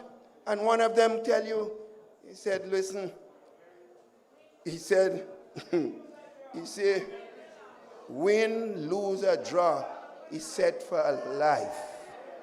And the man never had a bank account before, but his bank account fat. Sisters and brothers, NNP was in office. There were all kinds of allegations against me and the government. And I always used to tell them, if money was my problem, I would have stayed in the United States, because I was well set financially in the United States. I always tell them this. But they made allegation to the point, some of them, people believed it. Briefcase, you remember that nasty, dirty piece of work? And some of them who were spreading the propaganda, spreading all the nasty lies against me. And I'm a forgiving person. I even forgive some of them and brought them in NNP, and today they're gone and making noise again. Making noise again, sisters and brothers, and talking about they care about Grenada, Carriacou, and Petit Martinique. They care about themselves and their ego, not the people of this country.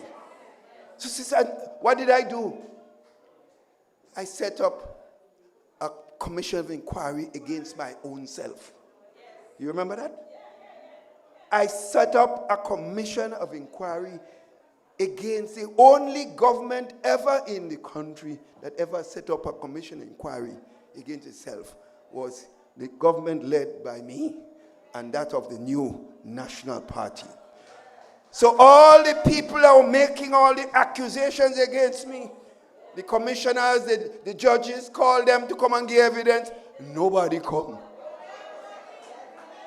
Nobody come to give evidence. And we had people who came forward and gave evidence, and the reports were written.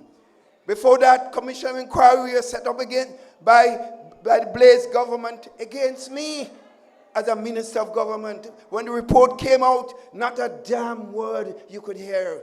They couldn't find one evidence of wrongdoing.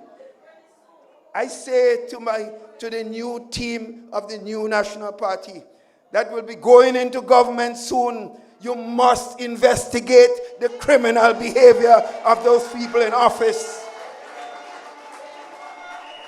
You must investigate, because I would be a loud voice in saying the same way I had an investigation in my own government and other government investigated against me.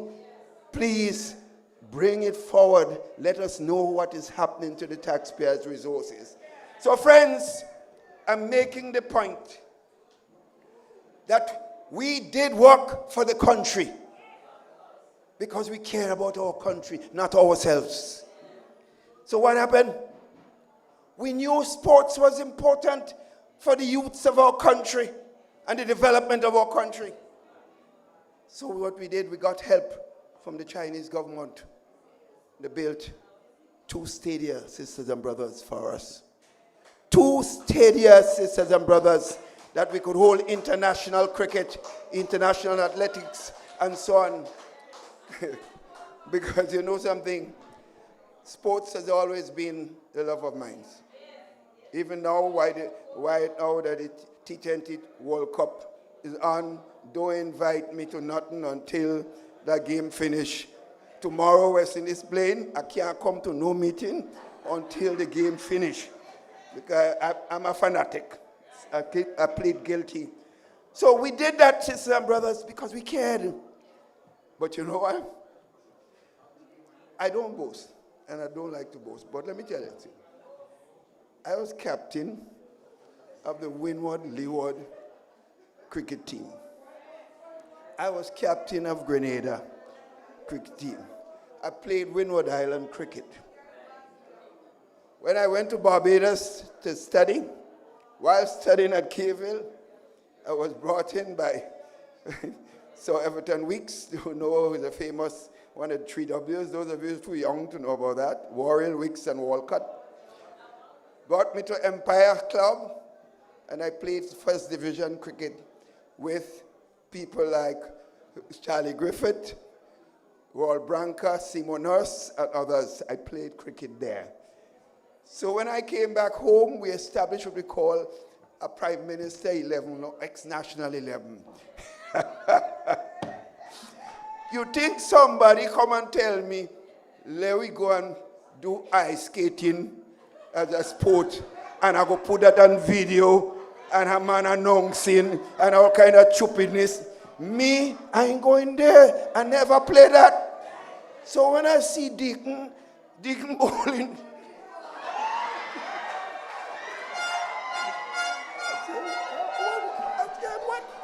I think something wrong. Something wrong. I say, this guy had no shame, you know. The band bowling, that's the wicket here. The ball going in the covers. The ball going in long leg. You know what long leg is? Long leg is down there. And the wicket there. I say, Lord, that's how the man run in the country now. That is how he run in the country. What he should do for the country, he always here, he always there. In Dubai, he all over the place.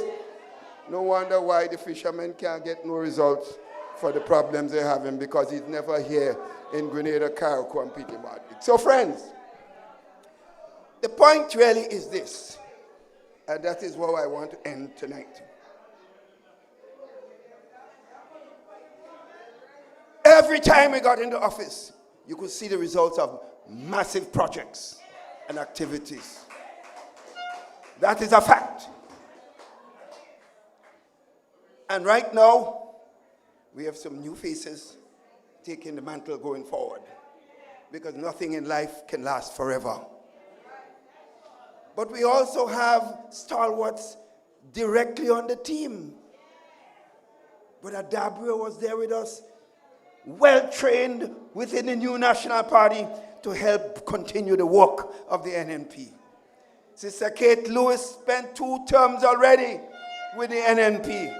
And Sister Emmalin Pierre been there for over 20 years with the NNP. And those of us soldiers are still there to provide advice and support to the team going forward with the NNP. Sisters and brothers, you don't find I look good enough to continue to help? Tell me, you don't find? Well, I ain't no blue and white socks. I have a black socks on me. So I don't put on them kind of socks, because you know how straight as arrow. So just remember that. And just remember, you have a team ready to work. They sharpen the pencil and they're ready to get to work. You have some characters in government parading with the people's resources. The $500 million we left there, when that money was in the treasury, ready to do extra work. We had over 6,000 people on the roads working, paying them over 5 fortnights. Money's in the hands of poor people. All the shops in the country buzzing. People all over the place doing work, because money spreading on the ground. Today, drive through Grenada and you can't see nothing. All shops, everybody look like if every funeral we go into in the country today. So sisters and brothers, you know what you have. They used to say that. You know what you have in government. You know what you have in the NNP. And you don't know what you will get when you go and vote. If you vote, don't vote for the new National Party. So I urge you to support Emmalin Pierre and the new National Party's team. Because I know she has a collective group of people with talent, capability, honesty, and integrity to run Grenada, to make the grandfather of the party proud. Thank you and good night. This one dedicated to all Grenadans. Yeah, man, wave your hands. Hey, hey. NNP, we're marching on to victory.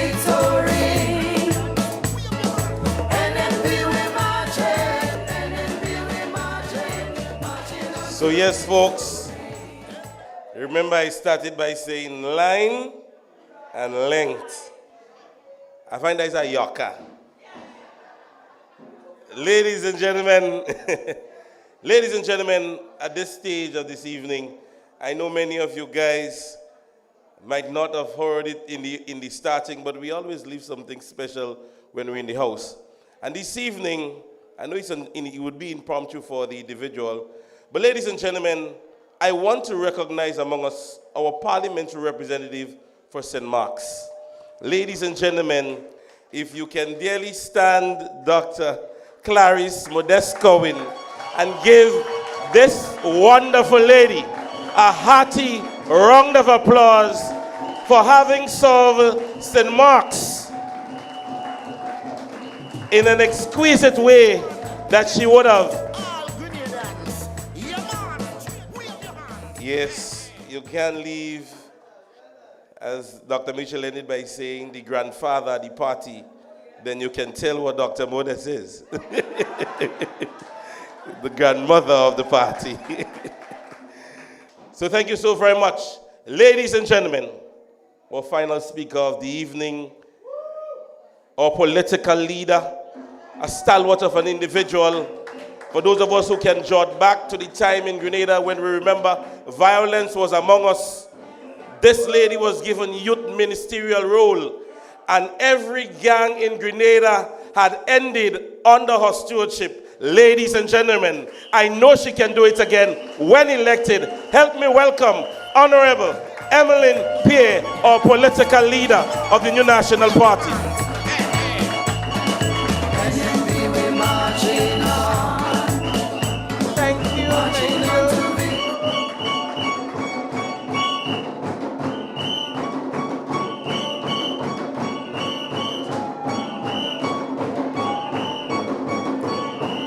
Thank you. Thank you, thank you, thank you.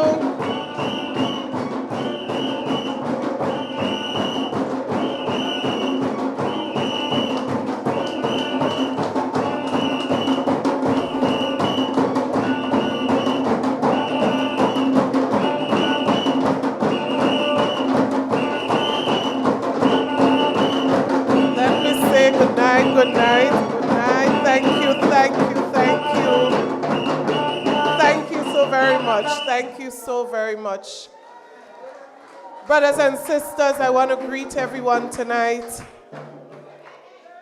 I want to recognize sitting members of Parliament in our midst, the MP for St. George Northwest, the chairman of the party, former Prime Minister, and political leader of the New National Party. I recognize Dr. the Right Honorable Keith Claudius Mitchell. I also recognize sitting MP for St. Mark, Honorable Clarice Modest Cohen, all executive members of the New National Party. I recognize you tonight. But tonight I also want to ask members of the team that would serve Grenada well after the next general election. All of our new candidates, just take a bow, stand and take a bow tonight. We recognize all of them who are here tonight. Brothers and sisters, that is your winning team. That is your winning team that is going to get Grenada back on track. Brothers and sisters, just over 4 years ago, the NNP and the NDC knocked on your doors. The National Democratic Congress promised transformation, that they were going to transform Grenada, Carriacou, and Petite Martinique. My first question is, when last did you hear them talk about transformation? When last? Brothers and sisters, I also want to ask you tonight, what has changed for the better in this country under the transformation government? What has changed? Is your supermarket bill lower today because of this administration? Is health care better today than it was in 2022? Brothers and sisters, I ask you, are our road networks better today than they were in 2022? And I ask you again, do you feel safer tonight than you felt in 2022? And I listen to you, the answer to all of those questions, unfortunately, is no. So I say to you, if we elect a government that is not performing, a government that is not serving the people's interest, if we have a government that is not making better what we had before, I say to you without a shadow of a doubt that this government needs to go. Brothers and sisters, the cricket match that we looked at in the last few days is a perfect analogy of the performance of the current administration. Dress up in brand new suits, custom made outfits, brand new helmet, brand new bat, brand new ball, but no performance at all.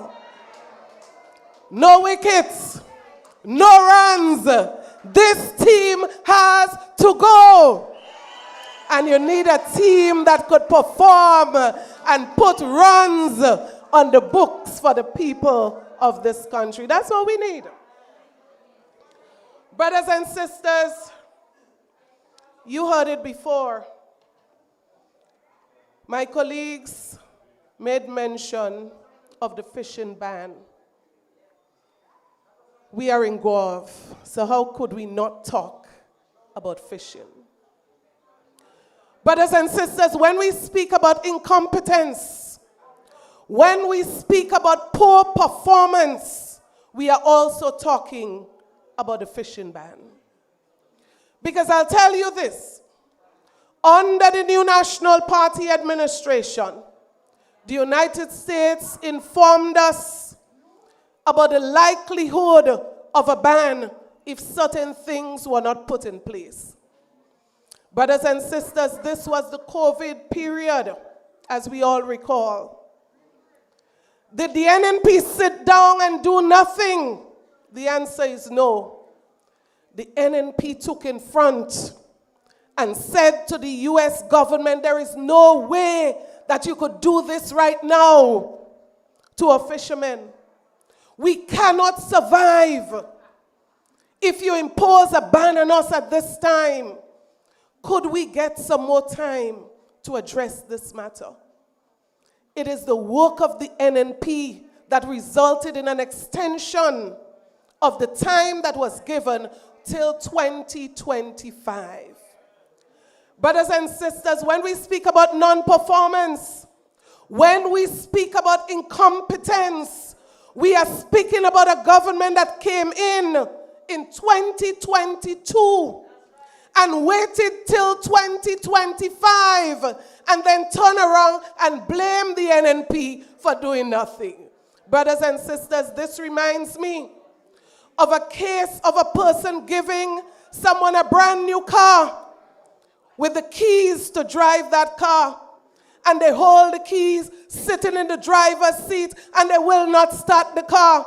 They will not press the gas, and so they're not moving. That is the kind of administration that we have, sitting there just blaming the NNP for everything. How could you blame the NNP after you've had 4 years?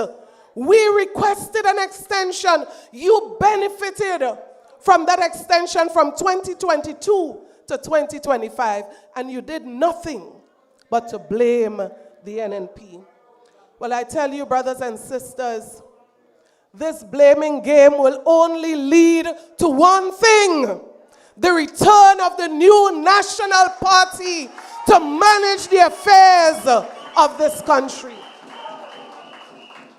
Brothers and sisters, we understand some $50 million in revenues from this industry. How could any government sit down for 4 years and not do anything serious to ensure that this ban was not implemented. Brothers and sisters, right now, there are fishermen who cannot pay their mortgage. There are fishermen who cannot afford to continue to pay for their children in universities. There are fishermen who are struggling right now to put food on the tables of their families because of this ban. And so tonight, I say to you, big men, take responsibility. Big women, take responsibility when things go wrong. In leadership, leaders must take responsibility when they fail. And I say this government has failed to take responsibility where it needs to. So they throw all kinds of fancy names. The blue economy. They establish a new ministry, the blue economy. They hired a new PS in that ministry. Brothers and sisters, guess what? They budgeted $36 million under this new ministry. And I ask you tonight, why? Why in 2026 we have fishermen who lost their boats, fishermen who are affected by Hurricane Beryl? Where did this $36 million go? How come they did not benefit? Brothers and sisters, our fishermen who have no source of serious income at this time, where is the subsidy?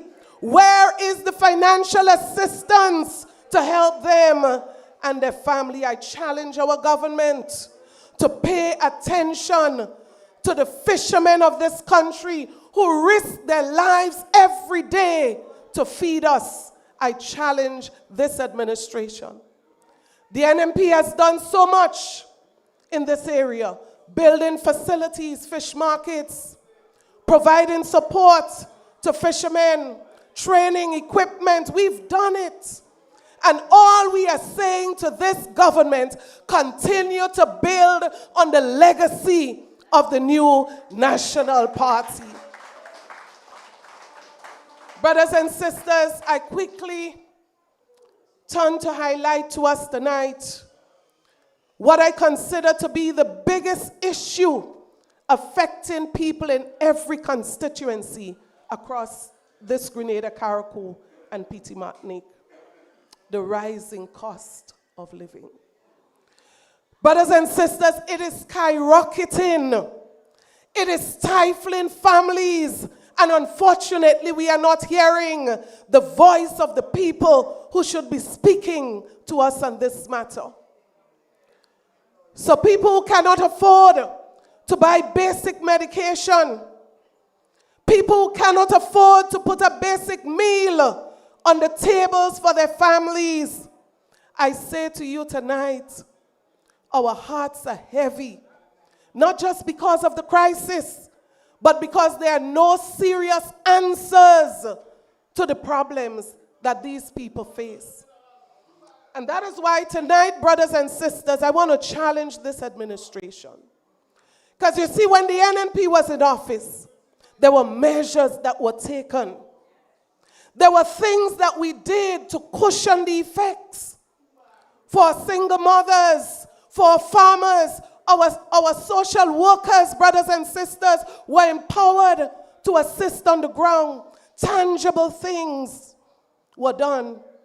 Reduction in the cost of electricity.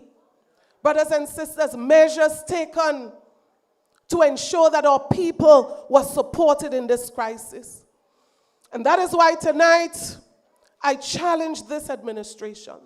This is a challenge. 1, review the price control list in this country. If you go to the supermarket, far too many basic items, the price just keep going up, up, up, up, up, astronomically so. Some of you know that there are some items that certain people cannot buy anymore. You ask an average family to buy a pound of turkey wings and they will tell you no. Brothers and sisters, turkey wings went from $4.50 and it's all the way up to $10 today. Brothers and sisters, look at the price of sugar. You go to buy a pound of sugar and you're paying literally $2.50, $2.75 in some places. And our government was reckless enough to add VAT on sugar. Where is the heart of this administration? Brothers and sisters, water is supposed to be an essential service, the provision of water. And that is why our administration kept the cost of water at minimal, even if the cost of providing the service was going up. There was a reason. Imagine an administration coming in, imposing a levy on water. And I'll tell you what, some of the people who get disconnected cannot even afford to pay the reconnection fee because of the new policies of this administration. So I challenge them to review the price control list. We need to have some more price control on items in the supermarket, on medicine, brothers and sisters. But I challenge the government, remove the levy that you placed on water and remove those unnecessary charges that is making it difficult for poor families to have running water in their homes. I challenge the government, remove the VAT on electricity and drop some of the non-fuel charges to make it more affordable for our families. And I say to the government, go one step further and establish in our communities some solar farms so families who cannot afford Grenada connection do not have to worry about powering their homes. That's my challenge to this administration. But as we challenge them, brothers and sisters, I say to them tonight, if you don't get it done in the remaining time that you have in office, the NNP is coming back, and that would be at the top of our priority list. So we say to you, complete the lockers for our fishermen, improve the facilities for our fishermen, those without engines that cannot go out to sea, we say to you, support them. Equip them with what they need for safety at sea. Provide the support that is needed to our fishermen. And I say to them, if you don't do it before this term ends, the NNP is coming back. And the fishermen of this country will be at the top of our priority list. So brothers and sisters, I close by saying to you tonight, we have built a stronger team. We believe that we have the better team. We believe we have the better policies, brothers and sisters. We believe that NNP is the better party for Grenada, Carriacou, and Petit Martinique. So I urge you to stand with me tonight, brothers and sisters. Let us stand for Grenada. Let us fight for Grenada. Because I say to you, the NNP team would be coming to do this better for you and your children, your grandchildren, and those who are to come. May God bless you. May God bless Grenada, Carriacou, and Petit Martinique. Put your hands together, Grenada, Carriacou, and Petit Martinique. For your mercy never fails. All my days.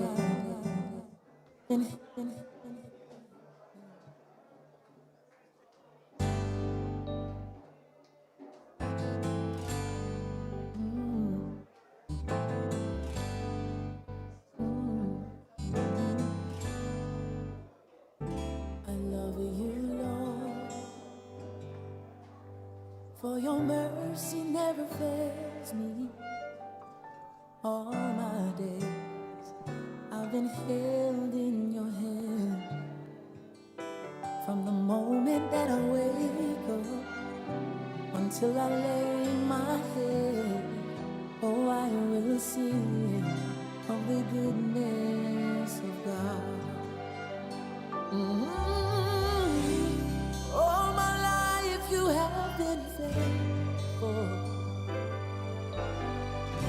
and all my life you have been so, so good. Yes, every breath that I am able, oh, I will sing of the goodness of God. You know I love your voice. Oh, you have led me through the fire in darkest nights. You are close like no